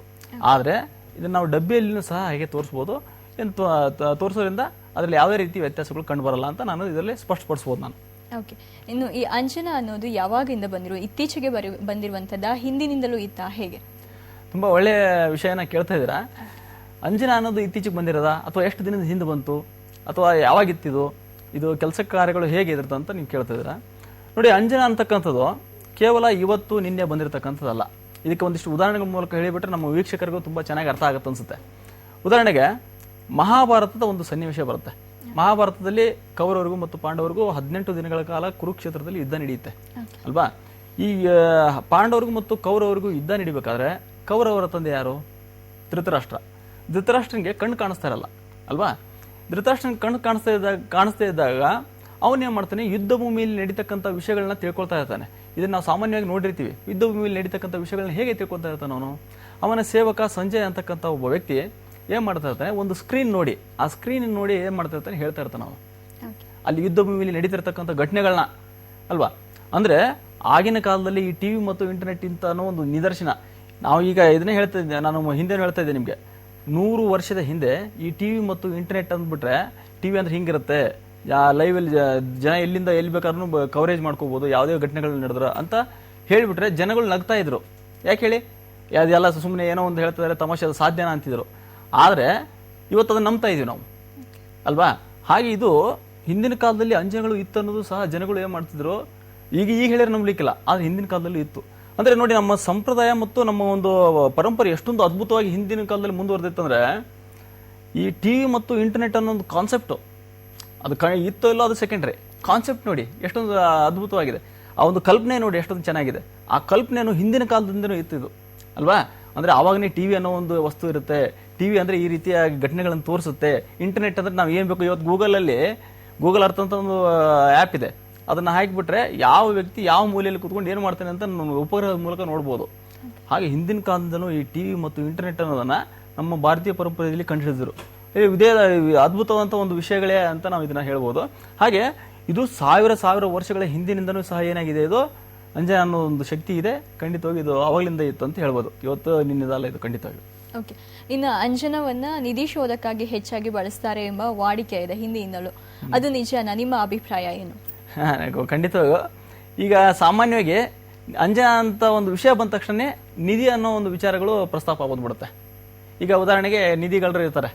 ನಿಧಿಗಳರು ಇದ್ದಾಗ ಅವ್ರು ಏನ್ ಮಾಡ್ತಾರೆ, ಅಂಜನ ಹಾಕೋರು ಎಲ್ಲಿದ್ದಾರೆ ನೋಡೋಣ, ಅದರಿಂದ ನಾವು ನಿಧಿ ಎಲ್ಲಿದೆ ಅಂತ ಅಂಜನ ಹಾಕಿ ನಾವು ತಿಳ್ಕೋಬಹುದು ಅನ್ನೋ ಒಂದು ವಿಚಾರಗಳನ್ನ ಅವ್ರು ಮಾಡ್ತಾ ಇರ್ತಾರೆ. ಹಾಗಾದ್ರೆ ಈ ನಿಧಿ ವಿಚಾರದಲ್ಲಿ ಅಂಜನ ಹೇಗೆ ಕೆಲಸ ಕಾರ್ಯ ಮಾಡುತ್ತೆ, ಹಾಗಾದ್ರೆ ನಿಧಿ ಅನ್ನೋದು ಇದೆಯಾ, ಇದೆಲ್ಲ ನಾವು ನೋಡ್ಬೇಕಾಗುತ್ತೆ. ನೋಡಿ ಡೇಜ್ ಅವರೇ, ಈಗ ನಮ್ಮ ಕಡೆ ದುಡ್ಡು ಹೆಚ್ಚಾಗಿದ್ರೆ ನಾವೇನ್ ಮಾಡ್ತೀವಿ ಹೇಳಿ, ಸಾಮಾನ್ಯವಾಗಿ ಏನ್ ಮಾಡ್ತೀವಿ, ತಗೊಂಡೋಗಿ ಬ್ಯಾಂಕಲ್ಲಿ ಇಡ್ತೀವಿ. ಆದ್ರೆ ಹಿಂದಿನ ಕಾಲದಲ್ಲಿ ಬ್ಯಾಂಕ್ಗಳಿತ್ತ? ಬ್ಯಾಂಕ್ಗಳು ಇರಲಿಲ್ಲ ಅಲ್ವಾ. ಆದ್ರೆ ಹಿಂದಿನ ಕಾಲದಲ್ಲಿ ಬ್ಯಾಂಕ್ ಇತ್ತು. ಹಾಗಾದ್ರೆ ಬ್ಯಾಂಕ್ ಎಲ್ಲಿದ್ವು? ಈಗಿನ ತರ ಈಗ ಬ್ರಾಂಚಸ್ ಇದ್ವಾ, ಒಂದೊಂದು ಏರಿಯಾದಲ್ಲಿ ಒಂದೊಂದು ಬ್ರಾಂಚಸ್ಗಳಿದ್ದ? ಖಂಡಿತವಾಗಿಲ್ಲ. ಆದ್ರೆ ಹಿಂದಿನ ಕಾಲದಲ್ಲಿ ಭೂಮಿನೇ ಬ್ಯಾಂಕು ಅಲ್ವಾ? ಹಿಂದಿನ ಕಾಲದಲ್ಲಿ ಈಗಿನ ತರ ನೋಟು ಹಾಳೆಯಲ್ಲಿ ಪ್ರಿಂಟ್ ಆಗ್ತಿರಲ್ಲ ನೋಟ್ಗಳು. ಅವಾಗ ಏನಿದ್ರು ಸಹ ಚಿನ್ನ ಬೆಳ್ಳಿ ಮುತ್ತುರತ್ನೇ ಅವಾಗ ಕರೆನ್ಸಿ. ಹಾಗಾದ್ರೆ ಅವಾಗಲೂ ಸಹ ಈಗಲೇ ಹಾಗೆ ಕಳ್ಳರು ಇದ್ರು, ನಿಧಿಗಳು ಇದು ಕಳ್ಳತನ ಮಾಡುವಂತವ್ರು ಖಂಡಿತವಾಗಿ ಇದ್ರು. ಹಾಗಾದ್ರೆ ಅದನ್ನ ಹೇಗೆ ರಕ್ಷಣೆ ಮಾಡ್ಬೇಕು? ರಕ್ಷಣೆ ಮಾಡ್ಬೇಕಾದ್ರೆ ನಾವೇನ್ ಮಾಡ್ಬೇಕು? ಅವಾಗ ಅವ್ರಿಗೆ ಬಂದಿರೋ ವಿಚಾರ ಏನು, ನಿಧಿಯನ್ನ ಇದು ಹಣ ಚಿನ್ನ ಬೆಳ್ಳಿ ಇವನ್ನೆಲ್ಲ ಏನ್ ಮಾಡ್ತಿದ್ರು, ಭೂಮಿನೇ ಬ್ಯಾಂಕ್ಗಳನ್ನ ಮಾಡ್ಕೊಂಡು ಈ ಮಣ್ಣನ್ನೇ ಬ್ಯಾಂಕ್ ಮಾಡ್ಕೊಂಡು ಆ ಮಣ್ಣಲ್ಲಿ ಹೂತಾಕಿ ಇಡ್ತಿದ್ರು. ಹಾಗಾದ್ರೆ ಅದನ್ನ ಮಣ್ಣಲ್ಲಿ ಹೂತಾಕ್ಬಿಟ್ರೆ ಸೇಫ್ ಆಗಿರ್ತಿತ್ತ? ಖಂಡಿತವಾಗೂ ನೋಡಿ. ಆಮೇಲೆ ಈಗ ನಾವು ಬ್ಯಾಂಕಲ್ಲಿ ಅಮೌಂಟ್ ಇಟ್ಟರೆ ಏನ್ ಮಾಡ್ತೀವಿ, ನಾವು ಲಾಕರ್ ಸಿಸ್ಟಮ್ ಅಂತ ಮಾಡ್ಸಂತೀವಿ. ಅದಕ್ಕೊಂದು ಪಾಸ್ವರ್ಡ್ ಕೊಟ್ಟಿರ್ತಾರೆ ಅಲ್ವಾ? ಆ ಪಾಸ್ವರ್ಡ್ ಕೊಟ್ಟಾಗ ಏನಾಗುತ್ತೆ, ನಾವು ಆ ಪಾಸ್ವರ್ಡ್ ಹಾಕಿದ್ರೆ ಆ ಲಾಕರ್ ಓಪನ್ ಆಗುತ್ತೆ ಅಲ್ವಾ? ಅದೇ ರೀತಿಯಾಗಿ ಈ ನಿಧಿಯನ್ನ ನಾವು ಏನ್ ಮಾಡ್ತಿದ್ರು, ಆ ನಿಧಿಯನ್ನ ಭೂಮಿಯಲ್ಲಿ ಇಟ್ಟಾಗ ಆ ಭೂಮಿಯಿಂದ ಭೂಮಿಗೆ ಸಹ ಒಂದು ದಿಗ್ಬಂಧನ ಅಂತ ಮಾಡ್ತಿದ್ರು. ಆ ನಿಧಿಗೆ ಒಂದು ದಿಗ್ಬಂಧನ ಮಾಡ್ತಿದ್ರು. ಯಾವ ರೀತಿ ದಿಗ್ಬಂಧನ ಮಾಡ್ತಿದ್ರು? ಒಂದು ಸರ್ಪ ದಿಗ್ಬಂಧನ, ಒಂದು ಆತ್ಮ ದಿಗ್ಬಂಧನ, ಈ ರೀತಿಯಾಗಿ ಪ್ರೇತ ದಿಗ್ಬಂಧನ ಅಂತಂದು ದಿಗ್ಬಂಧನ ಕಾರ್ಯಗಳನ್ನ ಮಾಡ್ತಿದ್ರು. ಇವತ್ತು ನಮ್ಗೆ ಸಾಫ್ಟ್ವೇರ್ಗಳು ಏನಾದ್ರು ನಮ್ಗೆ ಕಾಣಿಸುತ್ತಾ? ಈಗ ನಾವು ಬ್ಯಾಂಕಲ್ಲಿ ಲಾಕರ್ ಒಂದು ಸಿಸ್ಟಮ್ ಇದೆ. ಆ ಲಾಕರ್ ಯಾವುದು, ಆ ನಂಬರ್ ಯಾವುದು, ಅದೇನು ಕಾಣಿಸುತ್ತಾ? ಅದು ಹಾಕಿದ ತಕ್ಷಣ ಓಪನ್ ಆಗುತ್ತೆ ಅಂತ ಹೇಳ್ತೀವಿ. ಆ ಸಾಫ್ಟ್ವೇರ್ ನಮ್ಮ ಕಣ್ಣಿಗೆ ಕಾಣಿಸುತ್ತಾ? ಕಾಣಿಸಲ್ಲ. ಅದೇ ರೀತಿಯಾಗಿ ಭೂಮಿಯಲ್ಲಿ ಇಟ್ಟಿರ್ತಕ್ಕಂಥ ನಿಧಿಗೂ ಸಹ ಒಂದು ಸಾಫ್ಟ್ವೇರ್ ಅಂತ ಹೇಳ್ತೀವಿ. ಈ ದಿಗ್ಬಂಧನೇ ಒಂದು ರೀತಿ ಸಾಫ್ಟ್ವೇರ್ ಇದ್ದಂಗೆ, ಅದು ಸಹ ಕಾಣಿಸ್ತಾ ಇರಲಿಲ್ಲ ಅಲ್ವಾ? ಹೀಗೆ ಭೂಮಿಯಲ್ಲಿ ನಿಧಿ ಇರ್ತಾ ಇತ್ತು. ಹಾಗಾದ್ರೆ ಈ ಭೂಮಿಯಲ್ಲಿ ಯಾರೋ ಇಟ್ಟಿರ್ತಾರೆ ನಿಧಿನ, ಅದು ಎಲ್ಲೇ ಇದೆ, ಅದನ್ನ ನೋಡ್ಬೇಕು. ಹಾಗಾದ್ರೆ ಹೇಗೆ ನೋಡೋದು? ಅಂಜನ ಹಾಕಿ ನೋಡೋದು. ಅಂಜನವನ್ನು ಹಾಕ್ಬೇಕಾದ್ರೆ ಹಾಗಾದ್ರೆ ಯಾವ ಅಂಜನ ಹಾಕ್ಬೇಕು? ಈಗ ನಮ್ಮ ಕಡೆ ಇರೋ ಅಂಜನ ಹಾಕಿ ನಿಧಿ ಗೊತ್ತಾಗತ್ತಾ? ಖಂಡಿತವಾಗಿಲ್ಲ. ನಿಧಿ ನೋಡೋಕಂತಾನೆ ಕೆಲವೊಂದಿಷ್ಟು ವಿಶೇಷವಾದಂಥ ಅಂಜನಗಳು ಇರ್ತವೆ ಅಲ್ವಾ? ಆ ರೀತಿ ನಿಧಿ ನೋಡ್ತಕ್ಕಂಥ ಅಂಜನಗಳೇ ಇರ್ತವೆ. ಖಂಡಿತವಾಗಿ ಅದನ್ನ ಅಂಜನಗಳಲ್ಲಿ ನಿಧಿ ನೋಡಿದಾಗ ಖಂಡಿತವಾಗಿ ಕಾಣುತ್ತೆ. ಬಟ್ ಎಲ್ಲಕ್ಕಿಂತ ಇಂಪಾರ್ಟೆಂಟ್ ಮುಖ್ಯವಾಗಿರ್ತಕ್ಕಂಥ ವಿಷಯ ಏನಂತಂದ್ರೆ, ಯಾವುದೇ ಒಂದು ನಿಧಿಯನ್ನ ತೆಗೆಯೋದು ಅಷ್ಟೊಂದು ಖಂಡಿತವಾಗಿ ಸುಲಭ ಅಲ್ಲ. ತಿಳಿತಾ? ಉದಾಹರಣೆಗೆ ಆ ನಿಧಿ ಎಲ್ಲಿದೆ ಅಂತ ಕೆಲವೊಂದು ಟೈಮ್ ಅಂಜನದಲ್ಲಿ ನೋಡಿದಾಗ ತೋರಿಸ್ಬಿಡುತ್ತೆ. ಆದ್ರೆ ಅದನ್ನ ತೆಗೆಯಕ್ಕೆ ಹೋದಾಗ ಆ ನಿಧಿ ಅಲ್ಲಿರೋದೇ ಇಲ್ಲ, ತೋರಿಸ್ತಾ ಇರ್ತದೆ ಇರಲ್ಲ, ಏನೋ ಸುಳ್ಳು ತೋರಿಸ್ತಾ ಇದೆ ಅಂತ ಹೇಳ್ಬೋದು. ಆದ್ರೆ ಆ ನಿಧಿಗೆ ಏನು ದಿಗ್ಬಂಧನ ಹಾಕಿರ್ತಾರಲ್ಲ, ಆ ದಿಗ್ಬಂಧನ ಏನ್ ಮಾಡ್ತಾ ಇರುತ್ತೆ ಅಂದ್ರೆ ಆ ನಿಧಿನ ಒಂದು ಸರಿಸ್ತಾ ಇರುತ್ತೆ. ಈ ರೀತಿಯಾಗಿರುತ್ತೆ. ಹಾಗೆ ಯಾವ ಜಾಗದಲ್ಲಿ ನಿಧಿನ ಅಗೆಯಕ್ಕೆ ಹೋಗ್ಬಿಟ್ರೆ ಒಂದು ಹೋಗಿ ಇನ್ನೊಂದು ರೀತಿ ಸಮಸ್ಯೆಗಳಾಗ್ತಾ ಇರುತ್ತೆ. ಉದಾಹರಣೆಗೆ ATM ಕಾರ್ಡ್ ಇದೆ ನಿಮ್ಮ ಕಡೆಗೆ. ಆ ATM ಕಾರ್ಡ್ ನೀವು ಮಷೀನಲ್ಲಿ ಹಾಕ್ತೀರಾ, ರಾಂಗ್ ಪಾಸ್ವರ್ಡ್ ಹೊಡೆದ ತಕ್ಷಣ ಏನಾಗುತ್ತೆ ಹೇಳಿ? ಅಲಾರಾಮ್ ಮಾಡ್ಕೊಳ್ಳೋದು ಅಥವಾ ಇನ್ನೊಂದು ಏನಾಗೋದು, ಅಥವಾ ಒಳಗೆ ATM ಕಾರ್ಡೇ ಒಳಗೆ ಹೋಗ್ಬಿಡುವಂಥದ್ದು ಆಗುವಂಥ ಸಾಧ್ಯತೆ ಇರುತ್ತೆ ಅಲ್ವಾ? ಹಾಗೆ ನಿಧಿಯನ್ನು ತೆಗೆಯಕ್ಕೆ ಹೋದಾಗ ಈ ರೀತಿ ಸಮಸ್ಯೆಗಳಾಗೋ ಸಾಧ್ಯತೆಗಳು ಇರುತ್ತೆ ಅನ್ನೋ ಒಂದು ಉದಾಹರಣೆ. ಹಾಗೆ ನಿಧಿ ನೋಡೋ ವಿಚಾರದಲ್ಲಿ ಈ ಅಂಜನಗಳು ಇರ್ತವೆ. ಬಟ್ ಖಂಡಿತವಾಗಿ ಈ ಅಂಜನ ಉಪಯೋಗ ಆಗಲ್ಲ. ಅದಕ್ಕೆ ನಿಧಿ ನೋಡೋಕ್ಕೋಸ್ಕರ ವಿಶೇಷವಾದಂಥ ಅಂಜನಗಳಿದೆ. ಮತ್ತು ಆಮೇಲೆ ನಿಧಿ ನೋಡಿ, ಹಾಗಾದ್ರೆ ನಿಧಿ ನಮ್ಗೆ ಒಳ್ಳೇದಾ ಕೆಟ್ಟದ್ದಾ ಈ ವಿಚಾರನ ತಿಳ್ಕೊಬೇಕಾಗತ್ತೆ. ನಿಧಿ ಉದಾಹರಣೆಗೆ ನಾವೇನೋ ಒಂದು ಮನೆ ಕಟ್ಟಿಸ್ತಾ ಇರ್ತೀವಿ, ಪಾಯ ಅಗಿತಾ ಇರ್ತೀವಿ, ಒಂದೇನೋ ಒಂದು ಚಂಬಲ್ಲೋ ಅಥವಾ ಒಂದು ಮಡಿಕೆಯಲ್ಲೋ ಒಂದು ನಿಧಿ ಸಿಕ್ಬಿಡುತ್ತೆ ಅಲ್ವಾ? ಅವಾಗ ಆ ನಿಧಿ ತಗೊಳ್ಳೋದು ಬೇಡವಾ? ತಗೋಬಹುದು. ಬಟ್ ನಿಧಿ ತಗೊಂಡ್ಮೇಲೆ ಅದನ್ನು ನಾವು ಸರ್ಕಾರಕ್ಕೆ ಒಪ್ಪಿಸ್ಬೇಕು. ಇದು ನಿಯಮ ಇದೆ, ಕಾನೂನಿದೆ. ಸರ್ಕಾರಕ್ಕೆ ಒಪ್ಪಿಸಿದಾಗ ನಮ್ಮ ಸರ್ಕಾರದಿಂದ ಒಂದಿಷ್ಟು % ಅಂತಂದು ನಮ್ಗೆ ಸಿಕ್ಕಿರೋ ನಿಧಿಯಲ್ಲಿ ಒಂದಿಷ್ಟು ಕೊಡ್ತಾರೆ. ಆದ್ರೆ ನಾವಾಗೆ ನಿಧಿ ಹುಡ್ಕೊಂಡು ಹೋಗೋದು ಖಂಡಿತವೂ ಒಂದು ಕಾನೂನು ರೀತಿ ಅಪರಾಧ. ಯಾಕಂದ್ರೆ ನಿಧಿಗಳು ಸಾಮಾನ್ಯವಾಗಿ ದೇವಸ್ಥಾನ ಮತ್ತೊಂದು ಯಾವುದೋ ಒಂದು ಜಾಗದಲ್ಲಿ ಇಟ್ಟಿರ್ತಾರೆ. ಆ ನಿಧಿನ ಹುಡ್ಕೊಂಡು ಹೋದಾಗ ಆ ದೇವಸ್ಥಾನಕ್ಕೆ ಹಾನಿಯಾಗೋದು. ಪುರಾತನವಾಗಿರ್ತಕ್ಕಂಥ ತುಂಬಾ ಅದ್ಭುತವಾಗಿರೋ ದೇವಸ್ಥಾನಗಳು ಇರ್ತವೆ. ಅದನ್ನ ನಾವು ತಗೊಂಡೋಗಿ ಹೋದಾಗ ಆ ದೇವಸ್ಥಾನಕ್ಕೆ ಹಾನಿ ಉಂಟು ಮಾಡೋದು, ಮತ್ತೆ ಆ ನಿಧಿ ತೆಗೆಯಕ್ಕೆ ಹೋದಾಗ ಏನೇನೋ ಉದಾಹರಣೆಗಳೇ ಏನೇನೋ ಬಲಿ ಕೊಡ್ತಾರೆ. ಎಷ್ಟೋ ಸರಿ ಮಗುನ ಬಲಿ ಕೊಟ್ಟಿರ್ತಕ್ಕಂಥ ಒಂದು ಪಾಪ ಕರ್ಮಗಳನ್ನ ನೋಡ್ತೀವಿ. ಖಂಡಿತವಾಗಿ ನಿಧಿಗೋಸ್ಕರನೇ ಪ್ರಾಣ ಬಲಿ ಮಾಡ್ತಕ್ಕಂಥದ್ದು ತುಂಬಾ ಒಂದು ಅಸಹ್ಯವಾಗಿರ್ತಕ್ಕಂಥ ಒಂದು ಕೆಲಸ. ಖಂಡಿತವಾಗೂ ನಾವಾಗಲೇ ನಿಧಿ ಹುಡುಕೊಂಡು ಹೋದ್ರೆ ಆ ಸಮಸ್ಯೆಗಳು ಕೊಡುತ್ತೆ. ಅದಕ್ಕೋಸ್ಕರ ನಿಧಿ ಅನ್ನೋದು ತಾನಾಗೆ ಒಲ್ದು ಬರಬೇಕೆ ಹೊರತು ನಾವಾಗ್ಲಿ ಹುಡುಕೊಂಡು ಹೋದ್ರೆ ಖಂಡಿತವಾಗಿ ಅದರಿಂದ ಸಮಸ್ಯೆಗಳಾಗ್ತಾವಂತ ಈ ಮೂಲಕ ನಾನು ಸ್ಪಷ್ಟಪಡಿಸಬಹುದು. ಓಕೆ, ಈ ನಿಧಿಗಾಗಿ ಬೇರೆ ಅಂಜನ ಇದೆ ಅಂತ ಹೇಳಿದ್ರಿ. ಆಗ ಬೇರೆ ಬೇರೆದಕ್ಕೆ ಬೇರೆ ಬೇರೆ ಅಂಜನಗಳಿದೆಯಾ? ಇದು ಒಳ್ಳೆಯ ಪ್ರಶ್ನೆ. ಈಗ ಅಂಜನಗಳಲ್ಲಿ ನಾನು ಹೇಳ್ತಾ ಇದ್ದೆ, ಹೇಗೆ ಒಂದು ಬಜಾಜ್ ಅನ್ನೋ ಒಂದು ಕಂಪನಿ, ಆ ಕಂಪನಿಯಲ್ಲಿ ಪಲ್ಸರ್ ಗಾಡಿ ಬಂತು, ಡಿಸ್ಕವರ್ ಗಾಡಿ ಬಂತು, ಪ್ಲಾಟಿನಾ ಗಾಡಿ ಅಂತೆಲ್ಲ ಬಂತು. ಹಾಗೆ ಈ ಅಂಜನಗಳನ್ನು ಸಹ ಋಷಿ ಮುನಿಗಳೇ ಮಾಡಿದ್ರು. ಒಂದೊಂದೇ ಕಾರ್ಯಕ್ಕೆ ಒಂದು ವಿಶೇಷವಾಗಿರ್ತಕ್ಕಂಥ ಅಂಜನಗಳನ್ನ ತಯಾರು ಮಾಡ್ಕೊಂಡು ಬಂದ್ರು. ಆದ್ರೆ ಈ ನಿಧಿಗೋಸ್ಕರನೇ ವಿಶೇಷವಾಗಿರ್ತಕ್ಕಂಥ ಅಂಜನಗಳ ಇದ್ವು. ಬಟ್ ಈ ಸದ್ಯಕ್ಕೆ ನಾವು ಮಾಡ್ತಕ್ಕಂಥ ಅಂಜನಗಳಲ್ಲಿ ನಿಧಿನ ನೋಡಕ್ಕೆ ಖಂಡಿತವಾಗೂ ಸಾಧ್ಯ ಇಲ್ಲ. ಇದು ಒಂದು ವಿಚಾರ. ಆಮೇಲೆ ಈಗ ಬರೀ ಹೆಣ್ಮಕ್ಳು ನೋಡ್ತಕ್ಕಂಥ ಅಂಜನಗಳು ಇದ್ವು. ಬರೀ ನೀರು ನೋಡಕ್ಕೆ, ಭೂಮಿಯಲ್ಲಿ ನೀರಿನ ಜಲಮೂಲ ಎಲ್ಲಿದೆ ಅದನ್ನ ನೋಡೋಕ್ಕೋಸ್ಕರ ಸಪರೇಟ್ ಆಗಿರ್ತಕ್ಕಂಥ ಅಂಜನ ಇತ್ತು. ಈ ರೀತಿ ಅಂಜನಗಳಲ್ಲಿ ಸಾಕಷ್ಟು ವಿಧಗಳಿತ್ತು. ಬಟ್ ನಮ್ಮ ಕಡೆ ಮುಖ್ಯವಾಗಿರ್ತಕ್ಕಂಥದ್ದು, ಉದಾಹರಣೆಗೆ ಏನಾದರೂ ಮಾಟ ಪ್ರಯೋಗ, ಯಾವ್ದಾದ್ರು ದೋಷ ದೃಷ್ಟಿ, ಯಾರಾದ್ರೂ ಸಮಸ್ಯೆಗಳು ಮಾಡಿದ್ರೆ, ಮತ್ತೆ ಯಾರು ಸಮಸ್ಯೆಗಳು ಮಾಡಿದ್ರೆ ಅಂತ ತಿಳ್ಕೊಳ್ಳೋಕೆ ಬೇಕಾಗಿರತಕ್ಕಂಥ ಅಂಜನಗಳನ್ನೇ ಸದ್ಯಕ್ಕೆ ನಾನು ಇಟ್ಕೊಂಡಿರೋದು. ಅದನ್ನ ಪ್ರಯೋಗ ಮಾಡಬಹುದು. ಆ ಅಂಜನಗಳನ್ನ ಸ್ವತಃ ತಯಾರು ಮಾಡೋದ್ರಿಂದ ಇದನ್ನ ಯಾರಿಗೆ ಬೇಕಾದ್ರೂ ನಾವು ಕೊಡಬಲ್ಲೆ. ಮತ್ತೆ ಇನ್ನೊಂದು ಮುಖ್ಯವಾಗಿರೋ ವಿಷಯ ಏನಂದ್ರೆ, ಈಗ ನಾವು ಅಂಜನಗಳನ್ನ ಹಾಕಿ ಹೇಳ್ತೀವಿ ಮಕ್ಕಳಿಗೆಲ್ಲ. ಒಂದು ಹಿಂದಿನ 2 ಎಪಿಸೋಡ್ಗಳಲ್ಲಿ ನಾವು ಅಂಜನ ಹಾಕಿ ಮಾಡೋದು ಪ್ರಯೋಗ ಮಾಡಿದ್ದೀವಿ. ಅಂದ್ರೆ ನಮ್ಮ ಮಕ್ಕಳಿಗೆ ಮಾತ್ರ ನಾವು ಇಲ್ಲಿ ಅಂಜನ ಹಾಕಲ್ಲ ಅಲ್ವಾ? ಸ್ವತಃ ನಿಮ್ಮ ಮಕ್ಕಳನ್ನೇ ಕರ್ಕೊಂಡ್ಬಂದ್ರೆ, ಈಗ ಉದಾಹರಣೆಗೆ ನಮ್ಮ ಯಾರೋ ಒಬ್ರು ಸಮಸ್ಯೆ ಇಟ್ಕೊಂಡ್ ಬರ್ತಾರೆ ಅನ್ಕೊಳ್ಳಿ, ಆ ಮಕ್ಕಳನ್ನೇ ಕರ್ಕೊಂಡ್ಬಂದ್ರೆ ಆ ಮಕ್ಕಳಿಗೆ ನಾವೇನ್ ಮಾಡ್ತೀವಿ, ಅಂಜನ ಹಾಕ್ತಿವಿ. ಅಂಜನ ಹಾಕಿದಾಗ ಅವ್ರ ಮಕ್ಕಳೇ ನೋಡಿದಾಗ ಅವ್ರಿಗೆ ಓ ಇದು ನಂಬಿಕೆ, ಇದು ಅಂಜನ ಒಂದು ಶಕ್ತಿ ಇದೆ ಅನ್ನೋ ಒಂದು ಅನುಕೂಲ ಇದು ಗೊತ್ತಾಗುತ್ತೆ. ಇಲ್ಲಾಂದ್ರೆ ನಾನೇ ಕೇಳಿದಾಗ ಇವನು ಏನೋ ಒಂದು ಹೇಳ್ತದಾನೆ, ಸುಮ್ಮನೆ ಇವೆಲ್ಲ ಕಥೆಗಳು ಎಲ್ಲರೂ 10ರಲ್ಲಿ 11 ಅನ್ನೋ ರೀತಿ ಆಗ್ಬಿಡುತ್ತೆ. ಅಂದ್ರೆ ಈ ಒಂದು ಶಕ್ತಿನ ಜನಕ್ಕೆ ತೋರಿಸ್ಕೊಡ್ಬೇಕು ಅನ್ನೋ ಒಂದು ಉದ್ದೇಶಕ್ಕೋಸ್ಕರ ಏನ್ ಮಾಡ್ತಾ ಇದೀವಿ, ಈ ಅಂಜನವನ್ನು ಸ್ವತಃ ನಿಮ್ಮ ಮಕ್ಕಳು ಕರ್ಕೊಂಡ್ ಬಂದಾಗ ನಾವೇನ್ ಮಾಡ್ತೀವಿ, ಆ ಮಕ್ಕಳಿಗೆ ಹಾಕ್ತಿವಿ. ಎರಡನೇದ್ದು, ನಾವಿಲ್ಲಿ ಬಂದಾಗ ಏನಾಗುತ್ತೆ, ಹಿಪ್ನೋಟಿಸಮ್ ಮಾಡಿ ಮತ್ತೊಂದು ಮಾಡಿ ಅವ್ರಿಗೆ ಏನಾದ್ರು ಮೋಟಿವೇಟ್ ಮಾಡಿ ಹೇಳಿಸುವಂಥದ್ದು ಆಗ್ಬೋದು ಅಂತ ಅನ್ಕೊಂತಾರೆ ಜನಗಳು. ಇಲ್ಲ, ಬೇಡ, ಇಲ್ಲಿ ಬೇಡ, ಸ್ವತಃ ಅಂಜನಗಳನ್ನ ತೊಗೊಂಡೋಗಿ ಮನೆಯಲ್ಲಿ ಪ್ರಯೋಗ ಮಾಡಿದಾಗ ಅಲ್ಲಿ ಏನೋ ಒಂದು ತಾತ ಕಾಣಿಸ್ತಾ ಇರೋದು ಒಂದು ತಮಾಷೆ ಅಲ್ಲ. ಒಂದು ವಸ್ತು ಡಬ್ಬಿಯಲ್ಲಿ ಒಂದು ತಾತದ ಕಾಣಿಸ್ತಾ ಇರೋ ತಮಾಷೆನಾ? ಖಂಡಿತವಾಗಲ್ಲ. ಅದನ್ನ ಸ್ವತಃ ಅಂಜನ ತಯಾರು ಮಾಡಿದ್ರೆ ಅಂಜನಗಳನ್ನ ಕೊಡ್ತೀನಿ ನಾನು. ಅಂಜನಗಳನ್ನ ಕೊಡೋದ್ರಿಂದ ಸ್ವತಃ ಆ ಒಂದು ಶಕ್ತಿನ ಅವರೇ ಸ್ವತಃ ತಿಳ್ಕೊಬಹುದು ಅನ್ನೋ ಉದ್ದೇಶಕ್ಕೋಸ್ಕರ ಈ ಒಂದು ಪ್ರಯೋಗ ಮಾಡ್ತಾ ಇದೀವಿ. ಓಕೆ. ಇನ್ನು ಮಾಟ ಮಂತ್ರ ಮಾಡಿದ ಇದರಲ್ಲಿ ಮಾಟ ಮಂತ್ರ ಯಾರು ಮಾಡಿದ್ರು ಅವ್ರ ಮುಖ ಕಾಣುತ್ತೆ ಅಂತ ಹೇಳ್ತಾರೆ. ಮುಖ ಕಾಣೋದ್ರಿಂದ ಏನ್ ಪ್ರಯೋಜನ? ಮುಖ್ಯವಾಗಿ ಇನ್ನೊಂದು ಪ್ರಶ್ನೆ ಅಂದ್ರೆ, ನಿಜವಾಗಿಯೂ ಮಾಟ ಮಂತ್ರ ಅನ್ನೋದಿದೆಯಾ? ಅದು ನಿಜನಾ ಅನ್ನೋದು? ನೋಡಿ, ಖಂಡಿತವಾಗೂ ಮಾಟ ಮಂತ್ರ ಅನ್ನೋದು ಇದೆ. ಉದಾಹರಣೆಗೆ ನಾವು ದೇವ್ರನ್ನ ನಂಬ್ತೀವಿ ಅನ್ಕೊಂಡ್ರೆ, ಮತ್ತೆ ಈ ಒಂದು ಅಂಜನ ಶಕ್ತಿ ನಂಬ್ತಂದ್ರೆ ಖಂಡಿತವಾಗಿ ಅದೇ ರೀತಿಯಾಗಿ ಮಾಟ ಪ್ರಯೋಗ ಶಕ್ತಿನೂ ಇದೆ. ಹಾಗಾದ್ರೆ ಮಾಟ ಪ್ರಯೋಗ ಯಾಕೆ ಕಂಡಿಡಿದ್ರೆ ನಮ್ಮ ಋಷಿಮುನಿಗಳು? ಏನಕ್ಕೆ ಕಂಡುಹಿಡಿಬೇಕಾಗಿತ್ತು? ಕೆಟ್ಟದ್ದಾನೆ. ಮಾಟ ಅಂದ್ರೆ ಕೆಟ್ಟದ್ದು. ಮಾಟ ಅಂದ್ರೇನು? ಮಾಂತ್ರಿಕ ವಿದ್ಯೆಯಿಂದ ಟ್ರಬಲ್ ಮಾಡೋದು ಮಾಟ. ಮಾಂತ್ರಿಕ ವಿದ್ಯೆಯಿಂದ ತೊಂದರೆ ಮಾಡೋದು. ಯಾವ ಮಾಂತ್ರಿಕ ವಿದ್ಯೆಯಿಂದ ತೊಂದರೆ ಮಾಡ್ತೀವಿ ಅದು ಮಾಟ ಅಂತ ಕರ್ಸ್ಕೊಳುತ್ತೆ. ಹಾಗಾದ್ರೆ ಯಾಕೆ ಕಂಡುಹಿಡಿದ್ರಿ ಇದನ್ನ? ಯಾಕೆ ಕಂಡುಹಿಡಬಾರ್ದಾಯ್ತಲ್ವಾ? ಎಲ್ಲ ಒಳ್ಳೇದು ಮಾಡದೆ ಕಂಡುಹಿಡಬೇಕಾಯ್ತಲ್ವಾ? ಆದ್ರೆ ಏನಾಗುತ್ತೆ, ನಮ್ಮ ಸಮಾಜದಲ್ಲಿ ಒಳ್ಳೆಯವರು ಇದ್ದಾರೆ, ಕೆಟ್ಟವರು ಇದ್ದಾರೆ ಅಲ್ವಾ? ಒಬ್ಬ ಒಳ್ಳೆ ವ್ಯಕ್ತಿ ಇದ್ದಾನೆ, ಅವನಿಗೆ ನ್ಯಾಯವಾಗಿ ಬದುಕಕ್ಕೆ ಬಿಡ್ತಾರಲ್ಲ ಎಷ್ಟೋ ಜನಗಳು ಅಲ್ವಾ? ಆ ವ್ಯಕ್ತಿನ ದೂರ ಮಾಡೋಕ್ಕೋಸ್ಕರ, ಆ ವ್ಯಕ್ತಿನ ಒಳ್ಳೆ ವ್ಯಕ್ತಿಯಿಂದ ದೂರ ಮಾಡೋಕ್ಕೋಸ್ಕರ, ಯಾವ ವ್ಯಕ್ತಿ ಕೆಟ್ಟದ್ದು ಮಾಡ್ತಾನೆ ಅವನ್ನ ದೂರ ಮಾಡೋಕ್ಕೋಸ್ಕರ ಮಾಟ ಪ್ರಯೋಗಗಳನ್ನ ಅವಾಗ ಪ್ರಯೋಗ ಮಾಡ್ತಾ ಇದ್ರು. ನೋಡಿ, ಒಂದು ಚಾಕು ಇದೆ ನನ್ನ ಕಡೆಗೆ. ಆ ಚಾಕುವಿಂದ ನಾನು ಈರುಳ್ಳಿ ಕುಯ್ದು ಅಡಿಗೆನೂ ಮಾಡ್ಬೋದು, ಅಥವಾ ಒಬ್ಬ ವ್ಯಕ್ತಿನ ಪ್ರಾಣನ ತೆಗಿಬೋದು ಅಲ್ವಾ? ನಾವು ಮಾಟ ಅನ್ನೋ ಒಂದು ವಿದ್ಯೆ ಅದು, ತಿಳಿತಾ? ಅದನ್ನ ಒಳ್ಳೇದಕ್ಕೆ ಉಪಯೋಗಿಸ್ಕೊಂಡ್ರೆ ಒಳ್ಳೇದಾಗತ್ತೆ, ಕೆಟ್ಟದಕ್ಕೆ ಉಪಯೋಗಿಸ್ಕೊಂಡ್ರೆ ಕೆಟ್ಟದಾಗತ್ತೆ ಅಲ್ವಾ? ಹಾಗೆ ಮಾಟ ಪ್ರಯೋಗ ಒಳ್ಳೆ ಉದ್ದೇಶಕ್ಕೋಸ್ಕರ ಕಂಡುಹಿಡಿದ್ರೆ ಹೊರತು ಕೆಟ್ಟ ಉದ್ದೇಶಕ್ಕೋಸ್ಕರ ಕಂಡುಹಿಡಿಯಲ್ಲ. ಬಟ್ ನಮ್ಮ ಸಮಾಜದಲ್ಲಿ ಕೆಲವು ವ್ಯಕ್ತಿಗಳು ಏನ್ ಮಾಡ್ತಿದ್ದಾರೆ, ಅದನ್ನ ಕೆಟ್ಟ ಉದ್ದೇಶಕ್ಕೋಸ್ಕರ, ದುಡ್ಡು ಕಾಸು ಒಂದು ಆಸೆಗೋಸ್ಕರ, ಕೆಟ್ಟ ಉದ್ದೇಶಕ್ಕೋಸ್ಕರ ಬಳಸ್ತಾ ಇದ್ದಾರೆ. ಎಲ್ಲದಕ್ಕಿಂತ ಇಂಪಾರ್ಟೆಂಟ್ ಏನಂತಂದ್ರೆ, ಯಾವ ಉದಾಹರಣೆ ಒಬ್ಬ ವ್ಯಕ್ತಿ ಮಾಟ ಪ್ರಯೋಗ ಮಾಡ್ತೀನಿ ಅಂತ ಹೇಳ್ತಾನೆ. ನೋಡಿ, ಮಾಟ ಪ್ರಯೋಗ ಅವ್ರ ಮೇಲೆ ಎಫೆಕ್ಟ್ ಆಗ್ಬೇಕಂದ್ರೆ, ಎಷ್ಟೋ ಜನ ಬರೋರು ಸಾಮಾನ್ಯವಾಗಿ ನನಗೆ ಮಾಟ ಪ್ರಯೋಗ ಆಗಿಬಿಟ್ಟಿದೆ ಅಂತಾನೆ ಬರ್ತಾರೆ. ಮಾಟ ಪ್ರಯೋಗ ಆಗಿದೆ ಅಂತ ನಾವು ಯಾವಾಗ ಮಾಟ ಪ್ರಯೋಗ ಎಫೆಕ್ಟ್ ಆಗುತ್ತೆ? ಹಾಗಾದ್ರೆ ಅದು ಇಂಪಾರ್ಟೆಂಟ್. ಯಾವ ವ್ಯಕ್ತಿ ಸಿದ್ಧಿ ಪಡೆದು, ಮಾಂತ್ರಿಕ ಸಿದ್ಧಿ ಪಡೆದು ಒಬ್ಬ ವ್ಯಕ್ತಿ ಮೇಲೆ ಮಾಟ ಪ್ರಯೋಗ ಮಾಡ್ತಾನೆ, ಆ ಒಂದು ಗಳಿಗೆ ಆಧಾರದ ಮೇಲೆ, ಆ ಒಂದು ಶಕ್ತಿ ಆಧಾರದ ಮೇಲೆ ಎಫೆಕ್ಟ್ ಆಗುತ್ತೆ. ಎಲ್ಲರಿಗೂ ಎಲ್ಲಾ ಸಂದರ್ಭದಲ್ಲಿ ಮಾಟ ಪ್ರಯೋಗ ಎಫೆಕ್ಟ್ ಆಗಲ್ಲ. ಉದಾಹರಣೆಗೆ ಹೇಳ್ತೀನಿ ನಿಮ್ಗೆ, ವಶೀಕರಣ ಪ್ರಯೋಗ ಅಂತ ಹೇಳ್ತಾರೆ. ವಶೀಕರಣ ಪ್ರಯೋಗ ಏನ್ ಮಾಡ್ತಾರೆ, ಸಾಮಾನ್ಯವಾಗಿ ಎಲ್ಲರೂ ಹಾಗೆ ಮಾಡಿಬಿಡ್ತೀನಿ, ಹೀಗೆ ಮಾಡಿಬಿಡ್ತೀನಿ, 11 ಗಂಟೆಲಿ ಮಾಡಿಬಿಡ್ತೀನಿ ಅಂತ ಕೆಲವು ತುಂಬಾ ಜನ ಹೇಳೋದು ಕೇಳಿರ್ತಾರೆ ನೀವು. ವಶೀಕರಣ ಎಲ್ಲರೂ ಎಲ್ಲಾ ಸಂದರ್ಭದಲ್ಲಿ ಮಾಡ್ಕೊಳ್ಳೋದೇ ಆಗಿದ್ರೆ, ಇವತ್ತು ಎಲ್ಲರೂ ಕಡೆಗೂ ಸಾಕಷ್ಟು ದುಡ್ಡಿದೆ. ದುಡ್ಡು ಕೊಟ್ಟ ತಕ್ಷಣ ಮಾಡೋಂಗಿದ್ರೆ ಇವತ್ತು ಎಲ್ಲರನ್ನ ಯಾರು ಬೇಕಾದ್ರೂ ವಶೀಕರಣ ಮಾಡ್ಬೋದು. ಈಗ ಯಾರೋ ಒಬ್ಬರನ್ನ ತುಂಬಾ ಐಶ್ವರ್ಯನೇ ಇಷ್ಟಪಡ್ತಾ ಇರ್ತಾವ ಒಬ್ಬ ವ್ಯಕ್ತಿ ಇರ್ತಾನೆ, ಕೊಡಪ್ಪ ನಾ ಒಂದು 10 ಲಕ್ಷ ರೂಪಾಯಿ ಕೊಡ್ತೀನಿ, ನಂಗೆ ಐಶ್ವರ್ಯನ ಇದನ್ನ ವಶೀಕರಣ ಮಾಡಿ ಕೊಟ್ಬಿಡು ಅಂತ ಹೇಳ್ತಾನೆ. ಆಗುತ್ತಾ? ಖಂಡಿತವಾಗ ಸಾಧ್ಯ ಇಲ್ಲ. ಅದು ಗಳಿಗೆ, ಸಮಯ ಮತ್ತು ಆ ವ್ಯಕ್ತಿ ಮತ್ತೆ ಯಾವ ಉದ್ದೇಶಕ್ಕೆ ಇಟ್ಕೊಂಡು ಮಾಡ್ತಾ ಇದೀವಿ ಅದ್ರ ಮೇಲೆ ಮಾಟ ಪ್ರಯೋಗ ಆಗಿರ್ಬೋದು, ವಶೀಕರಣ ಪ್ರಯೋಗ, ಅಷ್ಟಕರ್ಮಗಳು ಅಂತ ಹೇಳ್ತೀವಿ. ಒಬ್ಬ ವ್ಯಕ್ತಿಯನ್ನ ಉಳಿಸೋದಾಗಿರ್ಬೋದು, ಒಬ್ಬ ವ್ಯಕ್ತಿಯನ್ನ ನಾಶ ಮಾಡೋದಾಗಿರ್ಬೋದು, ಇವೆರಡು ಅಷ್ಟಕರ್ಮಗಳಲ್ಲಿದೆ. ಈ ಪ್ರಯೋಗಗಳು ಯಾವಾಗ ಆಗುತ್ತೆ ಅಂದ್ರೆ, ತುಂಬಾ ಒಳ್ಳೆಯ ಉದ್ದೇಶ ಇಟ್ಕೊಂಡು ಮಾಡಿದಾಗ ಫಲ ಕೊಡುವಂತ ಸಾಧ್ಯತೆಗಳಿರುತ್ತೆ. ಬರೀ ದುಡ್ಡು ಕಾಸು ಕೊಟ್ಟ ತಕ್ಷಣನೇ, ಬರೀ ಇದು ಹೇಳಿದ ತಕ್ಷಣ ಆಗುವಂತ ಸಾಧ್ಯತೆಗಳು ಖಂಡಿತವಾಗಿ ಇಲ್ಲ.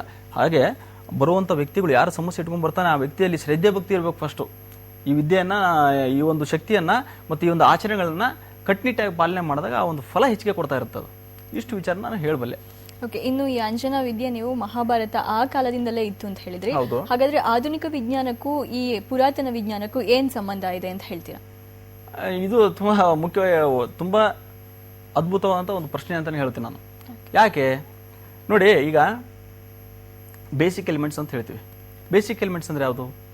ಚಿನ್ನ, ಕಬ್ಬಿಣ, ಬೆಳ್ಳಿ, ತಾಮ್ರ, ಇವೆಲ್ಲ ಬೇಸಿಕ್ ಎಲಿಮೆಂಟ್ಸ್ ಅಂತ ಹೇಳ್ತೀವಿ ಅಲ್ವಾ? ಈ ಬೇಸಿಕ್ ಎಲಿಮೆಂಟ್ಸು ಏನಾಯ್ತು, ಯಾರಾದ್ರೂ ಒಬ್ಬ ಬೇಸಿಕ್ ಎಲಿಮೆಂಟ್ಸ್ ನ ಕಂಡುಹಿಡಿದ್ರೆ, ಉದಾಹರಣೆಗೆ ಮೇಡಮ್ ಕ್ಯೂರಿ ಗೊತ್ತಾ ನಿಮಗೆ, ಕೇಳಿದಿರ್ತಾರ, ಒಬ್ಬ ವಿಜ್ಞಾನಿ, ಅವರು ಲೇಡಿ, ನೋಬೆಲ್ ಪ್ರಶಸ್ತಿನ ಮೊಟ್ಟ ಮೊದಲ ಬಾರಿಗೆ 2 ಸರಿ ತಗೊಂಡಿರ್ತಕ್ಕಂಥ ಹೆಣ್ಮಗಳು.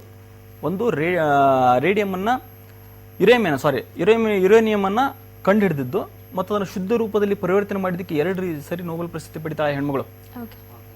ಆದ್ರೆ ನೋಬೆಲ್ ಪ್ರಶಸ್ತಿ ಎಂತವ್ರು ಕೊಡ್ತಾರೆ, ಒಂದು ಬೇಸಿಕ್ ಎಲಿಮೆಂಟ್ ನ ಮೂಲ ವಸ್ತುಗಳನ್ನ ಕಂಡುಹಿಡಿದ ಕೊಡ್ತಾರೆ.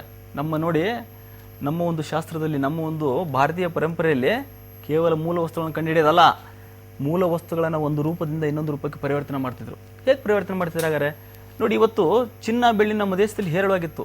ವಿಜಯನಗರ ಸಾಮ್ರಾಜ್ಯದ ಕಾಲದಲ್ಲಿ ಚಿನ್ನ ಬೆಳ್ಳಿಯನ್ನ ಏನ್ ಮಾಡ್ತಾರೆ, ಸೇರಲ್ಲಿ ಎಳಿತಿದ್ರು ಅಂತ ಹೇಳ್ತಾರೆ. ಕೇಳಿದಾರೆ ನೀವು ಈ ವಿಚಾರನ ಅಲ್ವಾ? ಇವತ್ತು ಕೇರಳದ ತಿರುವನಂತಪುರಂ ದೇವಸ್ಥಾನದಲ್ಲಿ ಎಷ್ಟು ಲಕ್ಷಾಂತರ ಕೋಟಿ ರೂಪಾಯಿ ಚಿನ್ನ ಬೆಳ್ಳಿ ಸಿಕ್ಕಿದೆ ಗೊತ್ತಲ್ವ ನಿಮ್ಗೆ? ಹಾಗಾದ್ರೆ ಹೇಗಿತ್ತಿದು? ಭೂಮಿಯಲ್ಲೇ ಸಿಕ್ತಿತ್ತ? ಭೂಮಿಯಲ್ಲಿ ಅಷ್ಟೊಂದು ತೆಗಿತಿದ್ರ? ನೋಡಿ, ಭೂಮಿಯಲ್ಲೇ ಈ ಚಿನ್ನ ಬೆಳ್ಳಿ ಮುತ್ತುರತ್ನ ತೆಗೆಯೋದ್ರ ಜೊತೆಗೆ ಈ ಕಬ್ಬಿಣ ಈ ರೀತಿ ವಸ್ತುಗಳನ್ನ ಹಾಕಿ ಅದನ್ನ ಚಿನ್ನ ಬೆಳ್ಳಿಯಾಗಿ ಪರಿವರ್ತನೆ ಮಾಡ್ತಿದ್ರು. ಈ ರೀತಿ ಅದ್ಭುತವಾಗಿರ್ತಕ್ಕಂಥ ವಿದ್ಯೆ ಆಗಿನ ಕಾಲದಲ್ಲಿ ನಮ್ಮ ಸಂಪ್ರದಾಯದಲ್ಲಿ ಇತ್ತು. ಇವತ್ತೇನಾದ್ರೂ ಒಂದು ಮೂಲ ವಸ್ತುವನ್ನ ಇನ್ನೊಂದು ಮೂಲ ವಸ್ತು ರೂಪದಲ್ಲಿ ಪರಿವರ್ತನೆ ಮಾಡೋ ಒಂದು ವಿದ್ಯೆ ಕಂಡು ಹಿಡಿದ್ಬಿಟ್ರೆ ಒಂದಲ್ಲಿ ಇವತ್ತು 10 ನೊಬೆಲ್ ಪ್ರಶಸ್ತಿಯನ್ನು ಕೊಡ್ತಾರೆ. ತಿಳಿತಾ? ಅಷ್ಟೊಂದು ಅದ್ಭುತವಾದಂಥ ವಿದ್ಯೆ ಈ ಒಂದು ನಮ್ಮ ಭಾರತೀಯ ಒಂದು ಸಂಸ್ಕೃತಿಯಲ್ಲಿ, ಈ ಒಂದು ಮಾಂತ್ರಿಕ ವಿದ್ಯೆಯಲ್ಲಿ, ಇವೆಲ್ಲ ಅಥರ್ಣ ವೇದದಲ್ಲಿ ಬರ್ತಕ್ಕಂಥ ಒಂದು ವಿಷಯಗಳಿವೆಲ್ಲ ಇತ್ತು, ಖಂಡಿತವಾಗಿ ಇತ್ತು. ನಾವು ಇವತ್ತೇನು ಮಾಡ್ತಾ ಇದೀವಿ, ದೂರದಲ್ಲಿ ಕೂತ್ಕೊಂಡು ಕಲಿಸೋದು, ಇದು ಏನೋ ಸುಳ್ಳು, ಪ್ರತಿಯೊಂದು ಸುಳ್ಳು ಅಂದ್ಕೊಂಡು ಎಷ್ಟೋ ಜನ, ಎಲ್ಲರೂ ಅಂತಲ್ಲ. ಏನಾಗುತ್ತೆ, ಆದರೆ ಪಾಶ್ಚಾತ್ಯರು ಏನು ಮಾಡ್ತಾರೆ, ಫಾರಿನರ್ಸ್ ಏನು ಮಾಡ್ತಾರೆ, ನೋಡ್ತಾರೆ, ಅದೊಂದು ಕಲ್ಪನೆ ತಗೊಳ್ತಾರೆ, ಅದರಲ್ಲಿ ಆಳ ಕೀಳಿತಾರೆ, ಏನಾದ್ರು ಸಿಗುತ್ತಾ. ಹಾಗೆ ಆಳ ಕೇಳಿದಾಗ ಅವ್ರು ಸಿಕ್ಕಿದೆ ವಿಮಾನ. ನಮ್ಮ ರಾಮಾಯಣದಲ್ಲಿ ಬರ್ತಕ್ಕಂಥ ಪುಷ್ಪಕ ವಿಮಾನ ಅವ್ರಿಗೆ ವಿಮಾನ ಆಯಿತು ಅಲ್ವಾ? ನಮ್ಮ ಮಹಾಭಾರತದಲ್ಲಿ ಬರ್ತಕ್ಕಂಥ ಈ ಅಂಜನ್ಗಳು ಟಿವಿ ಆಯಿತು, ಇಂಟರ್ನೆಟ್ ಆಯಿತು, ಉಪಗ್ರಹಗಳಾಯಿತು. ಹೀಗೆ ನಾವು ನಮ್ಮ ವಿದ್ಯೆಗಳನ್ನ ಆಳದಲ್ಲಿ ಇಳ್ಕೊಂಡು ಅದನ್ನ ನೋಡಿದಾಗ ಅನುಕೂಲ ಆಗುತ್ತೆ. ಕಾಲರ್ ಇದ್ದಾರೆ. ತುಳಸಿಮಣಿ ಅವರೇ ನಮಸ್ಕಾರ. ನಮಸ್ತೆ. ಎಲ್ಲಿಂದ ಕಾಲ್ ಮಾಡ್ತಾ ಇದ್ದೀರಮ್ಮ? ನಾವು ಮಂಡ್ಯದಿಂದ ಮೇಡಮ್. ಓಕೆ, ನಿಮ್ ಸಮಸ್ಯೆ ಏನು ಅಂತ ಹೇಳಿಮ್ಮ. ಏನಿಲ್ಲ ಮ್ಯಾಮ್, ಮದುವೆಯಾಗಿ 3 ವರ್ಷ ಆಯ್ತು, ಮಕ್ಕಳಾಗಿರ್ಲಿಲ್ಲ ನಮ್ಗೆ. ಎಲ್ಲ ಡಾಕ್ಟರ್ ಹತ್ರ ಹೋದ್ರೆ ಏನ್ ಸಮಸ್ಯೆ ಇಲ್ಲ ಅಂದ್ರು. ಈಗ 6 ತಿಂಗಳಿಂದ ಅದೇ ಸ್ವಲ್ಪ ಎದೆ ನೋವು ಬರ್ತಾ ಇದೆ. ಅದಕ್ಕೆ ಅವ್ರು ಹೇಳಿದ್ರು ಎದೆಯಲ್ಲಿ ಹಾಲು ಕಲೆಕ್ಷನ್ ಆಗ್ತಿದೆ, ಅದಕ್ಕೆ ಆಗಲ್ಲ ಅಂತ. ಓಕೆ, ಅದಕ್ಕೆ ಅವರು ಇದು ಏನ್ ತೊಂದರೆ ಇರ್ಲಿಲ್ಲ ಅಂತ ಹೇಳಿದ್ರು. ಈಗ ಆತರ ಹಾಲ್ ಕಲೆಕ್ಷನ್ ಆಗ್ತಿದೆ, ಅದರಿಂದ ನಿಮಗೆ ಮಕ್ಕಳಾಗಲ್ಲ ಅಂತ ಹೇಳಿದ್ದಾರೆ. ಅದ್ರ ಕಂಟ್ರೋಲ್ ಆಗ್ಬೇಕು ಅಂತ. ಓಕೆ, ಇನ್ನು ಕಂಟ್ರೋಲ್ ಆಗಿಲ್ಲ, ಅದಕ್ಕೆ ಏನ್ ಮಾಡೋದು ಅಂತ ಗೊತ್ತಾಗ್ತದೆ. ಏನ್ ತೊಂದರೆ ಇಲ್ಲ ಅಂತ ಹೇಳ್ತಿದ್ರೆ ಬೇರೆ ರೀತಿಲಿ. ಓಕೆ, IIT ಅವರು ನಿಮ್ ಪ್ರಶ್ನೆಗೆ ಉತ್ತರಿಸ್ತಾರಮ್ಮ. ಬಸವರಾಜ IIT ಅವರಿದ್ದಾರೆ, ಅಂಜನಾ ತಜ್ಞರು, ಅವರು ನಿಮ್ ಪ್ರಶ್ನೆಗೆ ಉತ್ತರಿಸ್ತಾರೆ. ತುಳಸಿಮಣಿ ಅವರೇ ನಮಸ್ತೆ. ನಮಸ್ತೆ ಸರ್. ನಮಸ್ತೆ ಅಮ್ಮ, ನಿಮ್ಮ ಪ್ರಶ್ನೆ ಗೊತ್ತಾಯ್ತು. ನೋಡಿ, ವಿಜ್ಞಾನ ಲೋಕಕ್ಕೆ ಕೆಲವೊಂದು ಸಂದರ್ಭದಲ್ಲಿ ಪ್ರಶ್ನೆಗಳ ಸಮಸ್ಯೆ ಆಗಿ ಉಳಿದ್ಬಿಡ್ತವೆ. ಫಸ್ಟ್ ಟೈಮ್ ಏನಾಯ್ತು, ವೈದ್ಯಕೀಯ ಪರೀಕ್ಷೆಯಲ್ಲಿ ಮಕ್ಕಳಿಗೆ ಆಗಲ್ಲ ಅನ್ನೋ ಒಂದು ಇದು ಬಂತು. ಆಮೇಲೆ ಸಮಸ್ಯೆ ಏನಿಲ್ಲ ಅಂತ ಬಂತು ಅಲ್ವಾ? ಸಮಸ್ಯೆ ಇಲ್ಲ ಮಕ್ಕಳು ಯಾಕೆ ಆಗ್ತಲ್ಲ? ಅದು ಇಂಪಾರ್ಟೆಂಟ್ ಅಲ್ವಾ? ಸಮಸ್ಯೆನೇ ಏನಿಲ್ಲ ಮಕ್ಕಳು ಯಾಕೆ ಆಗ್ತಲ್ಲ? ಅಮ್ಮ, ನಿಮ್ಮ ಟಿವಿ ವಾಲ್ಯೂಮ್ ಮ್ಯೂಟ್ ಮಾಡಿ ಮಾತಾಡಿಮ್ಮ. ಸಮಸ್ಯೆ ಏನೂ ಇಲ್ಲ ಅಂತಂದಾಗ ಮಕ್ಕಳು ಏನಕ್ಕೆ ಆಗ್ತಾ ಇಲ್ಲ ಒಂದು. ಎರಡನೇದ್ದು, ಈಗ ಒಂದು ರೀಸನ್ ಕೊಡ್ತಾರೆ, ಅವ್ರ ಎದೆಯಲ್ಲಿ ಹಾಲ್ ಕ್ಲಾಟ್ ಆಗ್ತದೆ, ಅದಕ್ಕೋಸ್ಕರ ಅದು ಮಕ್ಕಳು ಆಗ್ತಿಲ್ಲ ಅಂತ. ಬಟ್ ಎಲ್ಲಕ್ಕಿಂತ ಮುಖ್ಯವಾಗಿ ಮಕ್ಕಳು ಅವ್ರಿಗೆ ಸಂತಾನ ಭಾಗ್ಯ ಇದೆಯಾ ಇಲ್ವಾ ಅಂತ ನಾವು ಅಂಜನಗಳನ್ನ ಹಾಕಿ ತಿಳ್ಕೊಬೇಕಾಗುತ್ತೆ. ಅಂಜನ ಹಾಕಿದಾಗ ಆ ಹೆಣ್ಮಗಳಿಗೆ, ಆ ತುಳಸಿ ಮಣಿಯವ್ರಿಗೆ ಸಂತಾನ ಭಾಗ್ಯ ಇದೆಯಲ್ಲ ತಿಳ್ಕೊಬೇಕು. ಸಂತಾನ ಭಾಗ್ಯ ಇದ್ರೆ ನಾವು ಏನೇ ಪ್ರಯತ್ನ ಪಟ್ಟರು ಎಫೆಕ್ಟ್ ಖಂಡಿತವಾಗಿ ಮಕ್ಕಳಾಗೋ ಸಾಧ್ಯತೆ ಇರುತ್ತೆ. ಸಂತಾನ ಭಾಗ್ಯ ಇಲ್ಲ ಅಂದ್ರೆ ನಾವು ಇವತ್ತು ಆಸ್ಪತ್ರೆಗೆ ಲಕ್ಷಾಂತರ ರೂಪಾಯಿ ಖರ್ಚು ಮಾಡಿದ್ರು ಸಹ ತುಂಬಾ ಕಷ್ಟ ಇರುತ್ತೆ ವಿಚಾರಗಳು. ಬಟ್ ಆದ್ರೂ ಸಹ ಸಂತಾನ ಭಾಗ್ಯ ಆ ದೇವರು ನಮ್ಗೆ ಕರುಣಿಸ್ಲಿ ಅನ್ನೋದಕ್ಕೋಸ್ಕರ ಪೂಜಾ ಪುನಸ್ಕಾರಗಳು ವೃತ್ತಗಳಿದೆ. ಅದಕ್ಕೋಸ್ಕರನೇ ಮಾಂತ್ರಿಕ ಪೂಜಾ ಕೆಲಸಗಳಿದೆ. ಈ ಮಾಂತ್ರಿಕ ಪೂಜಾ ಕೆಲಸಗಳು ಸಂಬಂಧಪಟ್ಟಂಗೆ ಬಂತಂದ್ರೆ ಅವ್ರು ಬಂದ್ರೆ ಅದಕ್ಕೆ ಏನ್ ಮಾಡ್ಬೇಕು, ಪ್ರತಿಯೊಂದು ಫಲವನ್ನು ನಾನು ಖಂಡಿತವಾಗಿ ತಿಳಿಸಬಲ್ಲೆ. ಓಕೆ, ಇವಾಗ ಒಂದು ಬ್ರೇಕ್ ತಗೊಳ್ಳೋಣ. ವೀಕ್ಷಕರೇ, ಅಂಜನಾ ಭವಿಷ್ಯ ಮುಂದುವರಿಯುತ್ತೆ ಚಿಕ್ಕ ವಿರಾಮದ ನಂತರ.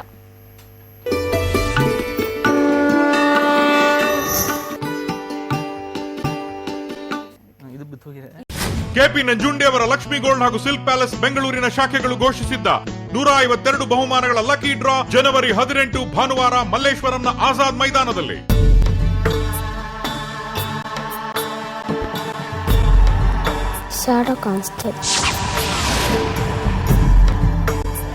ಕಾಲೆಲ್ಲ ನಡುಕ್ತಾ ಇದೆ, ನಡ್ಕ ಜಾಸ್ತಿ ಆಗ್ತಾ ಇದೆ.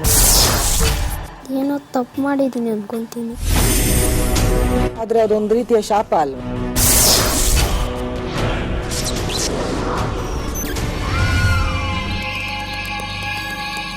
ಹುಟ್ಟು ಸಾವಿನ ನಂತರ ಇದು ಆತ್ಮಗಳ ಕತೆ.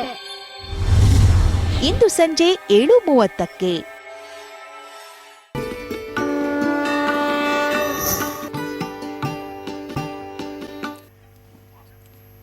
ಬ್ರೇಕ್ನ ನಂತರ ಮತ್ತೆ ಅಂಜನಾ ಭವಿಷ್ಯ ಕಾರ್ಯಕ್ರಮಕ್ಕೆ ಸ್ವಾಗತ. ಈಗ ಒಬ್ರೊಬ್ರು ಕಾಲರ್ ಇದ್ದಾರೆ. ನಾಗಮಣಿ ಅವರೇ ನಮಸ್ಕಾರ.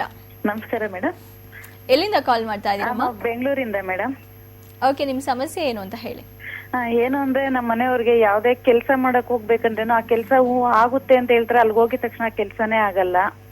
ಓಕೆ. ಸೊ ದುಡ್ಡು ಕೊಡ್ಬೇಕಾಗಿರೋರು ಸಹ ಕೊಡ್ತೀನಿ ಅಂತ ಹೇಳ್ತಾರೆ, ಮತ್ತೆ ಅವ್ರ ಹತ್ರ ಹೋಗಿದ ತಕ್ಷಣ ಇಲ್ಲ ಸರ್ ಕೊಡ್ತೀವಿ ಇವಾಗಿಲ್ಲ ಅಂತ ಹೇಳ್ತಾರೆ. ಓಕೆ. ಸೊ ಯಾವ ಕೆಲ್ಸನೂ ಅರ್ಧಂಬರ್ಧ ಆಗ್ತಾ ಇದೆ, ಅದಕ್ಕೆ ಯಾಕೆ ಏನು ಅಂತ ಕೇಳ್ಬೇಕಿತ್ತು ಮೇಡಮ್. ನಾಗಮಣಿ ಅವರು ನಮಸ್ತೆ. ನಮಸ್ಕಾರ ಸರ್. ನಮಸ್ಕಾರ. ತಮ್ಮ ಯಜಮಾನ್ ಹೆಸರು ಏನಂತ ಗೊತ್ತಾಗಿಲ್ಲ. ನಾರಾಯಣಗೌಡ ಅಂತ ಸರ್. ನಾರಾಯಣಗೌಡರು, ಸಂತೋಷ. ಈಗ ನಿಮ್ಮ ಯಜಮಾನರಿಗೆ ಯಾವುದೇ ಕೆಲಸ ಕಾರ್ಯಗಳಲ್ಲಿ ಕೆಲಸ ಇದಾಗ್ತಿಲ್ಲ, ಜಯ ಸಿಗ್ತಲ್ಲ ಅಂತ ಹೇಳ್ತಿದ್ರಲ್ವಾ? ಹೌದು ಸರ್. ಹೌದು. ಆಮೇಲೆ ಬರೋ ಹಣಕಾಸು ಬರ್ತಾ ಇಲ್ಲ ಅಂತ ಹೇಳ್ತಿದ್ರ? ಹೌದು ಸರ್. ನೇಮ್ ಸರ್ ನಾನು ಆಯ್ತು 7-8 ವರ್ಷನೇ ಆಗುತ್ತೆ ಸರ್. ಯಾವಾಗ್ಲಿಂದ ಇದೇ ಸಮಸ್ಯೆ ಇದೆ ಅಲ್ವಾ? ಇದೇ ಸಮಸ್ಯೆನೆ, ಹೆಲ್ತ್ ಆರೋಗ್ಯಗಳು ಸರಿ ಇರಲ್ಲ. ಓಕೆ, ಸರಿ ಅಮ್ಮ, ಸರಿ ಗೊತ್ತಾಯ್ತು. ಈಗ ಈ ಸಮಸ್ಯೆಗೆ ಸಂಬಂಧಪಟ್ಟಂಗೆ ನಾವು ಅಂಜನೆಗಳನ್ನ ಹಾಕ್ಬೇಕಾಗತ್ತೆ. ಮುಖ್ಯವಾಗಿ ಏನು ಸಮಸ್ಯೆ ಅವ್ರಿಗೆ, ಯಾಕೆ ಹೀಗಾಗ್ತಾ ಇದೆ, ಏನಾದ್ರು ಅವ್ರಿಗೆ ಜಾತಕದಲ್ಲಿರೋ ದೋಷಗಳ ಕಾರಣನ, ದೃಷ್ಟಿಗಳ ಕಾರಣನ, ಅಥವಾ ಏನಾದ್ರು ದೈವಿ ಶಕ್ತಿ ಕಾಡಾಟಗಳ ಕಾರಣನ? ಉದಾಹರಣೆ ದೈವಿ ಶಕ್ತಿ ಕಾಡಾಟ ಅಂತ ಹೇಳ್ತಾ ಇದ್ದೆ ನಾನು. ದೈವಿ ಶಕ್ತಿ ಕಾಡಾಟ ಅಂದ್ರೇನು? ಉದಾಹರಣೆ ನಾವೇನಾದ್ರೂ ದೈವಿ ಶಕ್ತಿಗೆ ನಡ್ಕೋಬೇಕಾದ್ರೆ ಲೋಪ ಎಸಗಿದ್ರೆ, ಅಥವಾ ನಾವು ಸುಳ್ಳು ಆಣೆ ಪ್ರಮಾಣಗಳನ್ನ ಮಾಡಿದಾಗ ಕೆಲವೊಂದು ಟೈಮಲ್ಲಿ ದೈವಿ ಶಕ್ತಿಯ ವಕ್ರ ದೃಷ್ಟಿಗೆ ಕಾರಣ ಆಗಬೇಕಾಗುತ್ತೆ. ಅದು ಸಹ ನಮಗಿರುವಂಥ ಸಾಧ್ಯತೆಗಳು ಇರುತ್ತೆ. ಆಮೇಲೆ ಹೇಳಿದ್ವಲ್ಲ, ಜನರಲ್ ಆಗಿ ಜನ ಅನ್ಕೊಳ್ಳೋದು ಮಾಟ ಪ್ರಯೋಗದ ಪ್ರಭಾವ. ಈ ಮಾಟ ಪ್ರಯೋಗದ ಪ್ರಭಾವ ಅವ್ರ ಮೇಲೆ ಏನಾದ್ರು ಇದೆಯಾ ಚೆಕ್ ಮಾಡಬೇಕು. ಈ 5 ಪಂಚ ಪ್ರಶ್ನೆಗಳಂತ ಹೇಳ್ತೀವಿ. ಈ 5 ಪ್ರಶ್ನೆಗಳನ್ನು ನಾವು ಅಂಜನದಲ್ಲಿ ಕೇಳಿದಾಗ ಇದಕ್ಕೆ ಯಾವ್ದಾದ್ರು ಒಂದು ಸಮಸ್ಯೆಗಳಿದ್ದಾಗಲೂ ಸಹ ಏನಾಗ್ತಾ ಇರುತ್ತೆ, ಇವ್ರಿಗೆ ಈ ರೀತಿ ಸಮಸ್ಯೆ ಆಗೋ ಸಾಧ್ಯತೆಗಳು ಇರುತ್ತೆ. ಹೌದಾ? ಆಮೇಲೆ ಎರಡನೇದ್ದು ಪ್ರಾರಬ್ಧ ಕರ್ಮ ಅಂತಾನೂ ಬರುತ್ತೆ. ಪ್ರಾರಬ್ಧ ಕರ್ಮ ಅಂದರೆ ಹಿಂದಿನ ಜನ್ಮದಲ್ಲಿ ಏನೋ ಒಂದು ಪಾಪ ಮಾಡಿಕೊಂಡು ಅದು ಈ ಜನ್ಮಕ್ಕೂ ಕ್ಯಾರಿ ಆಗ್ತಕ್ಕಂಥದ್ದು. ಹೀಗೆ ಇದು ಈ ಮೂಲ 5 ಸಮಸ್ಯೆಗಳಲ್ಲಿ ಯಾವ್ದಾದ್ರು ಒಂದು ಸಮಸ್ಯೆ ಕಾರಣನ, ಅಥವಾ ಇದು ಸಹಜವಾಗಿ ಲೈಫಲ್ಲಿ ಅವ್ರು ಹೀಗೆ ಹೋಗ್ಬೇಕು ಅನ್ನೋ ಒಂದು ಹಣೆ ಬರೋ ಕಾರಣನ ಅಂತ ನೋಡ್ಬೇಕಾಗತ್ತೆ. ಇದನ್ನ ನೋಡಿದಾಗ ಸ್ಪಷ್ಟವಾಗಿ ಗೊತ್ತಾಗುತ್ತೆ. ಮತ್ತು ಆ ಸಮಸ್ಯೆ ಯಾವುದಂತ ಕಂಡು ಹಿಡಿದ ಮೇಲೆ ಅದಕ್ಕೆ ಸಂಬಂಧಪಟ್ಟಂಗೆ ಒಂದು ಮಾಂತ್ರಿಕ ಪ್ರಯೋಗಗಳನ್ನ ಮಾಡ್ಕೊಂಡಾಗ ಖಂಡಿತವಾಗಿ ಆ ಸಮಸ್ಯೆಯಿಂದ ಹೊರಗಡೆ ಬರ್ತಾರೆ, ಒಳ್ಳೇದಾಗತ್ತೆ ಅಂತ ಖಂಡಿತವಾಗಿ ನಾವು ಹೇಳ್ಬೋದು. ಅದಕ್ಕೆ ಅಂಜನ ಹಾಕಿದ್ರೆ ನಮ್ಗೆ ಏನಂತ ಒಂದು ತಿಳ್ಕೊಳ್ಳುವಂತ ಸಾಧ್ಯತೆ ಇರುತ್ತೆ. ಓಕೆ, ಧನ್ಯವಾದಗಳು ಕರೆ ಮಾಡಿದ್ದಕ್ಕೆ. ಇನ್ನು IIT ಅವರ ಈ ಅಂಜನದಿಂದ ಏನೇನು ಉಪಯೋಗಗಳಿವೆ ಅಂತ ತಿಳಿಸ್ಕೊಡಿ. ಖಂಡಿತವಾಗಿ ತಿಳಿಸ್ಕೊಡ್ತೀನಿ. ಈ ಅಂಜನದಲ್ಲಿ ಉಪಯೋಗಗಳು ಏನಂತ ನಾನು ಈಗ ತಾನೇ ಹೇಳ್ತಾ ಇದ್ದೆ. ಒಂದು ಮೊದಲನೇದಾಗಿ ನಾವು ಅಂಜನಿಂದ ಒಬ್ಬ ವ್ಯಕ್ತಿಯ ಜಾತಕದಲ್ಲಿ ಏನಾದ್ರು ದೋಷಗಳಿದೆ ಅಂತ ನಾವು ತಿಳ್ಕೊಬಹುದು. ಉದಾಹರಣೆಗೆ ನಾವು ಒಬ್ಬ ವ್ಯಕ್ತಿಯ ಜಾತಕದಲ್ಲಿ ದೋಷ ಇದೆ ಚೆಕ್ ಮಾಡ್ಬೇಕಂದ್ರೆ ಕೇವಲ ಅವ್ರ ಜಾತಕ ನೋಡೋದು ಬೇಕಾಗಿಲ್ಲ, ಜಾತಕನೇ ನೋಡ್ದೇನೂ ಸಹ ನಾವು ಅಂಜನದಲ್ಲಿ ಅವ್ರ ಜಾತಕದಲ್ಲಿ ದೋಷ ಇದೆ ಅಂತ ತಿಳ್ಕೊಬಹುದು. ಎರಡನೇದು ಅವ್ರಿಗೆ ಏನಾದ್ರು ದೃಷ್ಟಿಗಳಾಗಿದೆಯಾ, ದೃಷ್ಟಿಗಳಲ್ಲಿ ಮುಖ್ಯವಾಗಿ ನೋಡಿದ ತಕ್ಷಣ ಆಗ್ತಕ್ಕಂಥ ಕಣ್ಣು ದೃಷ್ಟಿ ಆಗಿರ್ಬೋದು. ಇನ್ನೊಂದು, ಯಾವ್ದಾದ್ರು ಒಬ್ಬ ವ್ಯಕ್ತಿ ಆ ವ್ಯಕ್ತಿ ಏಳಿಗೆಯನ್ನು ಸಹಿಸಕ್ಕಾಗದೆ ತನ್ನ ಮನಸ್ಸಲ್ಲಿ ಏನಾದ್ರು ಕೆಟ್ಟದ್ದು ಬಯಸಿದ್ರೆ, ಇವನು ಸರ್ವನಾಶ ಆಗಿ ಹೋಗ್ಬಿಡಿ, ಹಾಳಾಗಿ ಹೋಗ್ಬಿಡಿ ಅಂತ ಏನಾದ್ರು ಬಯಸ್ಬಿಟ್ರೆ ಕೆಲವೊಂದು ಸಂದರ್ಭದಲ್ಲಿ ಹಂಗೆ ಅನ್ಕೊಂಡಿದ್ದು ಅವ್ನು ತಟ್ಟುತ್ತೆ. ಅದು ಸಹ ಒಂದು ದೃಷ್ಟಿ ದೋಷ ಅಂತ ಹೇಳ್ತೀವಿ ನಾವು. ಆಯ್ತಾ? ಈ ರೀತಿ ಆಗ್ತಕ್ಕಂಥ ದೃಷ್ಟಿ ದೋಷಗಳು ಎರಡನೇದ್ದು. ಮೂರನೇದ್ದು ದೈವಿ ಶಕ್ತಿ ಕಾರಟಗಳ ಬಗ್ಗೆ ಈಗ ಹೇಳ್ತಾ ಇದ್ದೆ. ಒಂದು ಸುಳ್ಳು ಆಣೆ ಪ್ರಮಾಣಗಳು ಮಾಡಿದಾಗ, ಮತ್ತೆ ನಡ್ಕೋಬೇಕಾದ್ರೆ ಏನಾದ್ರು ಲೋಪ ಉಂಟಾದಾಗ, ಮತ್ತು ಹರಿಕೆ ಹೊತ್ಕೊಂಡು ತೀರಿಸ್ತಾ ಇದ್ದಾಗಲೂ ಸಹ ಕೆಲವೊಂದು ಸಂದರ್ಭದಲ್ಲಿ ಸಮಸ್ಯೆಗಳಾಗುತ್ತೆ. ಆಮೇಲೆ ಇನ್ನೊಂದು ಮಾತು ಹೇಳ್ಬಿಡ್ಬೋದು, ಈ ಹರಿಕೆ ಅಂದ ತಕ್ಷಣ ಏನು ಬರುತ್ತೆ, ಸಾಮಾನ್ಯವಾಗಿ ನಾವು ಹರಿಕೆ ಹೇಗೆ ಮಾಡ್ಕೊಳ್ಳೋದು, ನನಗೆ ಮಗು ಆಗಿಬಿಡಲಿ, ನಾವು ಬಂದು ಒಂದು ಬೆಳ್ಳಿ ವಿಗ್ರಹ ಮಾಡಿಸ್ಕೊಡ್ತೀನಿ, ಉರುಳು ಸೇವೆ ಮಾಡ್ತೀನಿ ಅಂತ ನಾವು ದೇವರಿಗೆ ಆಮಿಷ ತೋರಿಸಂಗಿರುತ್ತೆ. ಯಾವುದೇ ಒಂದು ಹರಿಕೆನ ಹೇಗೆ ಮಾಡ್ಕೋಬೇಕಂತಂದ್ರೆ ನಾವು ಮೊದಲೇ ಆ ಒಂದು ತೀರಿಸ್ಬಿಡ್ಬೇಕು. ನಾವೇನು ಅನ್ಕೊಳ್ಳೋದು, ಉದಾಹರಣೆಗೆ ಉರುಳು ಸೇವೆ ಮಾಡ್ತೀನಿ, ಅನ್ನದಾನ ಮಾಡ್ತೀನಿ, ವಸ್ತ್ರದಾನ ಮಾಡ್ತೀನಿ ಅಂತ. ಆಮೇಲೆ ಹರಿಕೆಗಳಲ್ಲಿ ಮುಖ್ಯವಾಗಿರ್ತಕ್ಕಂಥದ್ದು ಅನ್ನದಾನ, ವಸ್ತ್ರದಾನ ತುಂಬ ಇಂಪಾರ್ಟೆಂಟ್ ಇದು. ಆಯ್ತಾ? ನಾವು ಕೇವಲ ದುಡ್ಡು ಹಾಕಿಬಿಡ್ತೀನಿ, ದೇವರು ಯಾವತ್ತು ದುಡ್ಡು ಕೇಳಲ್ಲ. ಆದ್ರೆ ಆ ದುಡ್ಡು ದೇವಸ್ಥಾನದ ಅಭಿವೃದ್ಧಿಗಾಗಲಿ, ಆಮೇಲೆ ಆ ದೇವಸ್ಥಾನ ಒಂದು ಕಮಿಟಿಯಿಂದ ಸಮಾಜಕ್ಕೆ ಉಪಯೋಗ ಇರತಕ್ಕಂಥ ಇದಕ್ಕೆ ಕೆಲಸಗಳಿಗೆ ಉಪಯೋಗಿಸ್ತಾರೆ, ಅದು ಸರಿ. ಬಟ್ ಹರಿಕೆಗಳಲ್ಲಿ ಅನ್ನದಾನ, ವಸ್ತ್ರದಾನ ಅಂತ ತುಂಬ ಇಂಪಾರ್ಟೆಂಟು. ಹೀಗೆ ದೈವಿ ಶಕ್ತಿ ಕಾಡಾಟಗಳು ಇದೆಯಾ ಏನಂತ ತಿಳ್ಕೊಳ್ಳೋಕ್ಕೂ ಸಹ ಅಂಜನ ಹಾಕ್ತೀವಿ. ಮೂರನೇದು. ನಾಲ್ಕನೇದು, ಒಂದು ಮಾಂತ್ರಿಕ ಪ್ರಯೋಗಗಳು ಅವ್ರ ಮೇಲೆ ಆಗಿದೆಯಾ. ಉದಾಹರಣೆಗೆ ಅವ್ರು ಏನಾದ್ರು ಮಾಂತ್ರಿಕ ವಸ್ತುಗಳನ್ನು ದಾಟಿದ್ರೆ, ಯಾರಿಗಾದ್ರು ಮಾಡಿಸಿಟ್ಟಿರ್ತಕ್ಕಂಥ ಮಾಂತ್ರಿಕ ವಸ್ತುಗಳನ್ನು ದಾಟಿದಾಗ ಕೆಲವು ಸಂದರ್ಭದಲ್ಲಿ ಪ್ರಭಾವಗಳು ಬೀರುತ್ತವೆ. ಇದನ್ನ ನಾವು ನೆನಪಿಟ್ಕೋಬೇಕಾಗತ್ತೆ. ನೋಡ್ತಾ ಇದ್ರಿ ನಾವು ಅಲ್ಲಿ ಎಲ್ಲರೂ ಅಮಾವಾಸ್ಯೆ ಹುಣ್ಣಿಮೆ ದಿನ 3 ರಸ್ತೆ ಸೇರೋ ಜಾಗದಲ್ಲಿ ಆ ರುದ್ರಭೂಮಿ ಕಡೆಗೆಲ್ಲ ಹೋಗ್ಬೇಕಾದ್ರೆ ಅದು ಕುಡಿಕೆ ಮಡಿಕೆ ಏನೇನಂತಂದು ಇಟ್ಟಿರ್ತಾರೆ. ಕೆಲವ ಅದರಲ್ಲಿ ಕೆಲವು ವಸ್ತುಗಳು ತುಂಬ ಪವರ್ಫುಲ್ ಆಗಿರ್ತವೆ. ಅದನ್ನ ಕೆಲವೊಂದು ಟೈಮ್ ದಾಟಿದಾಗ, ಅದನ್ನ ಮುಟ್ಟಿದಾಗ ಕೆಲವೊಂದು ಟೈಮಲ್ಲಿ ಪ್ರಭಾವ ಬೀರ್ತವೆ. ಮತ್ತೆ ಯಾರಾದರೂ ಮಾಟ ಪ್ರಯೋಗ ಮಾಡಿದಾರಾ ಅಂತ ತಿಳ್ಕೊಳ್ಳೋಕ್ಕೋಸ್ಕರ ನಾವೇನು ಮಾಡ್ಬೋದು, ಈ ಅಂಜನಗಳನ್ನ ಹಾಕ್ಬೋದು. ಇನ್ನು ಯಾವುದೇ ಇದರಲ್ಲಿ ನಾವು ಅಷ್ಟು ಸ್ಪಷ್ಟವಾಗಿ ತಿಳ್ಕೊಳಕ್ಕಾಗಲ್ಲ. ಮಾಟ ಪ್ರಯೋಗ ವ್ಯಕ್ತಿ, ಉದಾಹರಣೆಗೆ ಏನಾದರೂ ಈ ವ್ಯಕ್ತಿ ಮೇಲೆ ಮಾಟ ಪ್ರಯೋಗ ಮಾಡಿದರೆ ಯಾರು ಮಾಡಿದ್ದಾರೆ, ಅವ್ರು ನೋಡಕ್ಕೆ ಹೇಗಿದ್ದಾರೆ ಅಂತ ಸ್ಪಷ್ಟವಾಗಿ ಅಂಜನದಲ್ಲಿ ನಾವು ತಿಳ್ಕೊಬೋದು ಅಂತ ಖಂಡಿತವಾಗಿ ನಾನು ಹೇಳಬಲ್ಲೆ. ಉದಾಹರಣೆಗೆ ಇನ್ನೊಂದು ಪ್ರಶ್ನೆ ಕೇಳ್ತಾರೆ ಸಾಮಾನ್ಯವಾಗಿ, ನೀವು ಕೇಳ್ಬೋದು ನನಗೆ, ಈ ಮಾಟ ಪ್ರಯೋಗ ಯಾರು ಮಾಡಿದ್ದಾರೆ ತಿಳ್ಕೊಳ್ಳೋದ್ರಿಂದ ನಮ್ಗೆ ಏನು ಉಪಯೋಗ ಅಲ್ವಾ? ಏನು ಉಪಯೋಗ? ಯಾಕೆ ನಮ್ಮ ಪರಿಹಾರ ಆದ್ರೂ ಸಾಕಲ್ವಾ? ಈ ಮಾಟ ಪ್ರಯೋಗ ಮಾಡಿದ್ರೆ ನಮ್ಗೊಂದೇನೋ ನಾವು ಮಾಟ ಪ್ರಯೋಗ ಸಂಬಂಧಪಟ್ಟಂಗೆ ನಾನು ಮಾಡೋದೇನು ದಿಗ್ಬಂಧನ, ಅಷ್ಟೇ ದಿಗ್ಬಂಧನ ಕಾರ್ಯ ಅಂತ ಮಾಡ್ತೀವಿ. ಆ ದಿಗ್ಬಂಧನ ಯಂತ್ರಗಳನ್ನ ಮನೆಯಲ್ಲಿ ಹಾಕೋದ್ರಿಂದ ಏನಾಗುತ್ತೆ, ಮಾಟ ಪ್ರಯೋಗ ಪ್ರಭಾವ ಕಡಿಮೆ ಆಗುತ್ತೆ. ಮುಂದೆ ಯಾರಾದ್ರೂ ಮಾಡ್ಸೋಕೆ ಪ್ರಯತ್ನ ಪಟ್ಟರು ಅವ್ರಿಗೆ ರಿವರ್ಸ್ ಎಫೆಕ್ಟ್ ಆಗುತ್ತೆ ಮಾಡಿಸಿದಂಥವ್ರಿಗೆ. ಹಾಗಾದ್ರೆ ತಿಳ್ಕೊಳ್ಳೋದು ಉಪಯೋಗ ಏನು? ನೋಡಿ ಎರಡು ಮೂರು ಉಪಯೋಗಗಳನ್ನ ಹೇಳ್ತೀನಿ. ಒಂದು, ಮಾಟ ಪ್ರಯೋಗ ಯಾವ ವ್ಯಕ್ತಿ ಮಾಡಿದೇನೆ ಆ ವ್ಯಕ್ತಿಯ ಮುಖ ಅದರಲ್ಲಿ ಅಂಜನದಲ್ಲಿ ಬರೋದ್ರಿಂದ ಒಂದು ಸಂದೇಶ ಹೋಗುತ್ತೆ, ಮೆಸೇಜ್ ಹೋಗುತ್ತೆ. ಏನು ಸಂದೇಶ ಹೋಗುತ್ತೆ? ಮಾಟ ಪ್ರಯೋಗ ಮಾಡಿದ್ರೆ, ನೀವು ಯಾರಿಗಾದ್ರೂ ಮಾಟ ಪ್ರಯೋಗ ಮಾಡಕ್ಕೆ ಪ್ರಯತ್ನ ಪಟ್ಟರೆ ಅವ್ರ ಮುಖ ನಿಮ್ಮ ಇಲ್ಲಿ ಕಾಣುತ್ತೆ, ನೀವು ಮಾಡಕ್ಕೆ ಪ್ರಯತ್ನ ಪಟ್ಟರೆ ನಿಮ್ಮ ಮುಖ ಇಲ್ಲಿ ಕಾಣುತ್ತೆ ಅಲ್ವಾ? ಇದ್ರ ಮೂಲಕ ಏನಾಗುತ್ತೆ, ಮಾಟ ಪ್ರಯೋಗ ಮಾಡುವಂಥವ್ರು ಎಚ್ಚರಿಕೆ ಇರ್ತಾರೆ, ಭಯ ಹುಟ್ಟುತ್ತೆ, ಮಾಟ ಪ್ರಯೋಗ ಮಾಡಿದ್ರೆ ಅವ್ರ ಮುಖ ಕಾಣುತ್ತೆ ಅಂತ. ಎರಡನೇದು, ಈ ಸುಮ್ಮನೆ ಮಾಟ ಪ್ರಯೋಗ ಮಾಡಿಕೊಂಡು ದುಡ್ಡು ಹಾಳದ ಮಾಡ್ತಕ್ಕಂಥದ್ದು ಸ್ವಲ್ಪ ಕಮ್ಮಿ ಆಗುತ್ತೆ ಇದನ್ನ ನೋಡೋದ್ರಿಂದ, ಮಾಟ ಪ್ರಯೋಗ ಮುಖ ಯಾರಂತ ಬಂದಾಗ. ಆಮೇಲೆ ನೆಕ್ಸ್ಟು, ಇದು 4 ಪ್ರಶ್ನೆಗಳು ಗೊತ್ತಾಯ್ತು. 5ನೇದು, ಮನೆಗೆ ಏನಾದರೂ ಸಮಸ್ಯೆಗಳಿದೆಯಾ? ನಾನು ಹೇಳ್ತಾ ಇದ್ದೆ, ಮನೆಗೆ ದೋಷ ಅಂದರೆ ಕೇವಲ ಗೋಡೆ, ನಾವು ಕಲ್ಲು ಮಣ್ಣಿನಿಂದ ಕಟ್ಟಿರ್ತಕ್ಕಂಥ ಗೋಡೆ ಅಷ್ಟೇ ಅಲ್ಲ, ಅದರ ಮಣ್ಣಿಗೂ ಸಹ ದೋಷ ಇರುತ್ತೆ. ಆ ಮಣ್ಣಲ್ಲಿ ಏನಾದರೂ ಒಂದು ಸರ್ಪವನ್ನು ಹೊಡೆದಾಕಿದ್ರೆ, ಯಾವುದಾರ ಒಂದು ಪ್ರಾಣಹಾನಿಯಾಗಿದ್ದರೆ, ಅಂದರೆ ಆಕಸ್ಮಿಕವಾಗಿ ಆಗಿರ್ತಕ್ಕಂಥ ಆತ್ಮಹತ್ಯೆ ಈ ಥರದ್ದು, ಆಮೇಲೆ ಅದು ರುದ್ರಭೂಮಿ ಆಗಿದ್ರೆ, ಅಥವಾ ಅಲ್ಲಿ ಅದೇನಾದರೂ ಹಿಂದಿನ ಕಾಲದಲ್ಲಿ ಸ್ಮಶಾನ ಆಗಿದ್ದರೆ, ಯಾವುದೋ ಕಾಲದಲ್ಲಿ ಒಂದು 1000 ವರ್ಷದ ಹಿಂದೆ, ಆ ಮಣ್ಣಿಗೂ ಸಹ ದೋಷ ತಗಲಿರುತ್ತೆ. ಆ ಒಂದು ದೋಷ ಇದೆಯಲ್ಲ ಅಂತ ತಿಳ್ಕೊಬೋದು. ಈ 5 ಪ್ರಶ್ನೆಗಳನ್ನ, ಪಂಚ ಪ್ರಶ್ನೆಗಳಂತ ಹೇಳ್ತೀವಿ, ಈ ಎಲ್ಲವನ್ನು ಸಹ ನಾವು ಅಂಜನದಲ್ಲಿ ತಿಳ್ಕೊಬೋದು. ಇದು ಅದ್ಭುತವಾದಂಥ ಒಂದು ಶಕ್ತಿಯಿಂದ ನಾವು ತಿಳ್ಕೊಬೋದು ಅಂತ ನಾನು ಹೇಳಬಲ್ಲೆ. ಆಮೇಲೆ ಈ ವಾಸ್ತುಗೆ ಸಂಬಂಧಪಟ್ಟಂಗೆ ನಾನು ಹೇಳ್ತಾ ಇದ್ದೆ ಅಲ್ವಾ, ಈ ವಾಸ್ತು ದೋಷ ಮಣ್ಣಿಗೆ, ಉದಾಹರಣೆಗೆ ವಾಸ್ತು ದೋಷ ಇದೆ, ಈ ಕಿಟಕಿಯನ್ನು ಹೊಡೆದು ಹಾಕಿ, ಈ ಬಾಗಿಲನ್ನು ಹೊಡೆದು ಹಾಕಿ ಅಂತ ಸಾಮಾನ್ಯವಾಗಿ ನಾವು ವಾಸ್ತು ಪ್ರಕಾರ ಮಾಡ್ತೀವಿ ಅಲ್ವಾ. ಈಗ ಎಲ್ರಿಗೂ ಆ ಶಕ್ತಿ ಇರುತ್ತಾ? ಈಗ ಒಂದು ಕಿಟಕಿ ತೆಗೆದು ಹಾಕಿ, ಬರೀ ಒಂದು ಕಿಟಕಿ ತೆಗೆದು ಈ ಕಡೆ ಹಾಕಿ ಅಂತಂದ್ರೆ ಒಂದು 10,000 ರೂಪಾಯಿ ಖರ್ಚು ಮಾಡ್ಬೇಕಾಗುತ್ತೆ. ಹಾಗಾದ್ರೆ ಎಷ್ಟೊಂದು ಕಷ್ಟ ಆಗುತ್ತಲ್ವಾ? ಹಾಗಾದ್ರೆ ಏನು ಮಾಡಬೇಕು? ವಾಸ್ತು ದೋಷ ಇದೆ ಮನೆಗೆ, ಏನು ಮಾಡ್ಬೇಕು ನಾನು? ಮನೆಗೆ ಕಿಟಕಿ ಹೊಡೆದಾಕ್ಲಾ, ಗೋಡೆ ಹೊಡೆದಾಕ್ಲಾ? ಎಲ್ರಿಗೂ ಸಾಧ್ಯ ಅಲ್ವಾ? ಅದಕ್ಕೂ ಪರಿಹಾರ ಇದೆ, ಖಂಡಿತವಾಗಿದೆ. ಅವಾಗ ವಾಸ್ತು ದೋಷ ಇದೆ ಅಂತ ಫಸ್ಟ್ ತಿಳ್ಕೊಂಡ್ಬಿಡ್ಬೇಕು, ಮಣ್ಣಿಗೆ ದೋಷ ಇದೆ ಅಂತ ಫಸ್ಟ್ ತಿಳ್ಕೊಂಡ್ಬಿಡ್ಬೇಕು. ನೆಕ್ಸ್ಟ್ ನಾವು ಮಾಂತ್ರಿಕವಾಗಿ ಒಂದಿಷ್ಟು ಪೂಜಾ ಯಂತ್ರಗಳು ಬರ್ತವೆ. ಆ ಪೂಜಾ ಯಂತ್ರಗಳು, ಉದಾಹರಣೆ ಆಂಜನೇಯ ಸ್ವಾಮಿ ಚಕ್ರ ಅಂತ ನಾನು ಸ್ವತಃ ನನ್ನ ಕೈಯಿಂದ ಬರೀತೀನಿ. ಆ ಚಕ್ರವನ್ನು ಮನೆಗೆ ಹಾಕಿದಾಗ ಆಮೇಲೆ ಒಂದು ಮಂತ್ರ ಬರುತ್ತೆ, ಬೆಳಿಗ್ಗೆ ಸಾಯಂಕಾಲ ಒಂದು ಮಂತ್ರವನ್ನು ಹೇಳೋದ್ರಿಂದ ನಾವೇನು ಮಾಡ್ಬೋದು, ಆ ಒಂದು ವಾಸ್ತು ದೋಷೆಯಿಂದ, ಆ ಮಣ್ಣಿಗೆ ಆಗಿರ್ತಕ್ಕಂಥ ದೋಷವನ್ನು ನಾವು ಸ್ವಲ್ಪ ಕಂಟ್ರೋಲ್ ಮಾಡ್ಕೋಬೋದು. ಆಮೇಲೆ ದಿಗ್ಬಂಧನ ಕಾರ್ಯ ಮಾಡಿಸೋದ್ರಿಂದ ಸಹ ನಾವು ಈ ವಾಸ್ತು ದೋಷವನ್ನು ನಿವಾರಣೆ ಮಾಡ್ಕೋಬೋದು ಅಂತ ನಾನು ಇಲ್ಲಿ ಸ್ಪಷ್ಟಪಡಿಸ್ಬೋದು. ಮಾಂತ್ರಿಕವಾಗಿ ಸಾಕಷ್ಟು ಪೂಜಾ ಕೆಲಸಗಳಿದೆ, ಅದರಿಂದ ನಾವು ಅನುಕೂಲ ಪಡಿಬಹುದು ಅಂತ ಒಂದು ವಿಚಾರಗಳು ತಿಳಿಸ್ಬೋದು. ಓಕೆ, ಇನ್ನು ಈ ಅಂಜನ ಹಾಕೋದ್ರಿಂದ ಅದು ಚಿಕ್ಕ ಮಕ್ಕಳಿಗೆ, ಅದರಲ್ಲೂ ಮುಖ್ಯವಾಗಿ ಬೆಕ್ಕಿನ ಕಣ್ಣಿರೋರಿಗೆ ಮಾತ್ರ ಕಾಣಿಸೋದು ಅಂತ ಹೇಳ್ತಾರೆ. ಅದು ಯಾಕೆ ಅವರಿಗೆ ಕಾಣಿಸೋದು? ಯಾರಿಗೆ ಪ್ರಾಬ್ಲಮ್ ಇದೆ ಅವ್ರಿಗೆ ಕಾಣಿಸಿದ್ರೆ ಅದು ಸತ್ಯ ಅಂತ ಗೊತ್ತಾಗುತ್ತೆ ಅಲ್ವಾ? ಇದರಲ್ಲಿ ನೀವು ಒಂದು ಪ್ರಶ್ನೆ ಕೇಳ್ತಾರೆ, 2 ಪ್ರಶ್ನೆಗಳನ್ನ ಕೇಳ್ತಾ ಇದ್ದೀರಾ. ಒಂದು, ಮಕ್ಕಳಿಗೆ ಮಾತ್ರ ಕಾಣಿಸ್ತಾ ಅನ್ನೋದು, ಇನ್ನೊಂದು ಅದರಲ್ಲಿ ಬೆಕ್ಕಿನ ಕಣ್ಣಿರೋರಿಗೆ ಮಾತ್ರ ಕಾಣಿಸುತ್ತಾ ಅಂತ ಕೇಳ್ತಿದ್ದೀರಾ. ಮೊದಲು ಸ್ಪಷ್ಟಪಡಿಸೋದೇನೆಂದ್ರೆ, ಇದು ಕೇವಲ ಬೆಕ್ಕಿನ ಕಣ್ಣಿರೋರಿಗೆ ಮಾತ್ರ ಕಾಣಲ್ಲ, ಬೇರೆ ಸಾಮಾನ್ಯವಾಗಿರ್ತಕ್ಕಂಥ ಮಕ್ಕಳಿಗೂ ಕಾಣಿಸುತ್ತೆ. ಉದಾಹರಣೆಗೆ ಈಗ ಅಮಾವಾಸ್ಯೆ ಹುಣ್ಣಿಮೆ ಹುಟ್ಟಿರೋರು ಬೆಕ್ಕಿನ ಕಣ್ಣಿರೋರಿಗೆ ಮಾತ್ರ ಕಾಣುತ್ತೆ ಅಂತ ಹೇಳ್ತಾರೆ. ಆ ವ್ಯಕ್ತಿಗಳಿಗೆ ಸ್ವಲ್ಪ ವಿಶೇಷವಂತ ಶಕ್ತಿ ಇರೋದ್ರಿಂದ ಅವ್ರಿಗೆ ಕಾಣಿಸೋ ಸಾಧ್ಯತೆ ಇರುತ್ತೆ. ಆದ್ರೆ ಅದ್ರ ಜೊತೆಗೆ ಬೇರೆ ಮಕ್ಕಳಿಗೆ ಕಾಣಿಸುತ್ತೆ. ಅದಕ್ಕೆ ನಾವು ಅಲ್ವಾ ಹೇಳೋದು, ಬನ್ನಿ ನಿಮ್ಮ ಮಕ್ಕಳೇ ಕರ್ಕೊಂಡ್ ಬನ್ನಿ ಅಂತ. ಈಗ ಎಲ್ಲರೂ ಬೆಕ್ಕಿನ ಕಣ್ಣಿರೋ ಮಕ್ಕಳೇ ಇರ್ತಾರ, ಎಲ್ಲರೂ ಅಮಾವಾಸ್ಯೆ ಹುಣ್ಣಿಮೆ ಇಟ್ಟಿರ್ತಕ್ಕಂಥ ಮಕ್ಕಳೇ ಇರ್ತಾರ ಅಲ್ವಾ? ಅಥವಾ ನೀವು ಅಂಜನ ತಗೊಂಡು ನೀವು ಪ್ರಯೋಗ ಮಾಡೋ ತಕ್ಷಣ ಎಲ್ರಿಗೂ ಇದೇ ಇರ್ತಾರ? ಓಕೆ, ಹಾಗೆ ಈ ಬೆಕ್ಕಿನ ಕಣ್ಣಿರೋರಿಗೆ ಅಲ್ಲ. ಆಮೇಲೆ ಇದು ವನಸ್ಪತಿ ಸಿಗೋದು, ಮಕ್ಕಳಿಗೆ ತಯಾರು ಮಾಡೋ ವನಸ್ಪತಿಗಳು ಸಿಗೋದ್ರಿಂದ ಅದನ್ನ ಮಾತ್ರ ತಯಾರು ಮಾಡ್ತೇವೆ ಅಂತ ಹೇಳ್ತಾ ಇದ್ದೀವಿ. ಓಕೆ, ಐಟಿ ಅವರೇ, ಇಷ್ಟೊತ್ತು ಅಂಜನಾದ ಬಗ್ಗೆ ನಮಗೆ ಸಾಕಷ್ಟು ಮಾಹಿತಿಗಳನ್ನು ತಿಳಿಸ್ಕೊಟ್ರೆ ನಿಮಗೆ ಧನ್ಯವಾದಗಳು. ನಮಸ್ತೆ ವೀಕ್ಷಕರೇ, ಇದು ಇವತ್ತಿನ ಅಂಜನಾ ಭವಿಷ್ಯ. ಮತ್ತೆ ನಾಳೆ ನಿಮ್ಮನ್ನ ಭೇಟಿ ಆಗ್ತೀವಿ. ನಮಸ್ಕಾರ.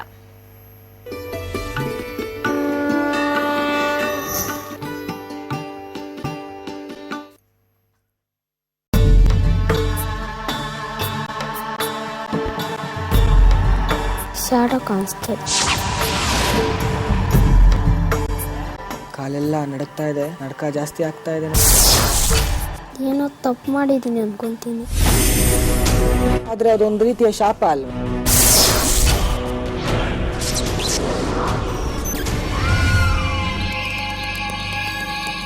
ಹುಟ್ಟು ಸಾವಿನ ನಂತರ. ಇದು ಆತ್ಮಗಳ ಕತೆ.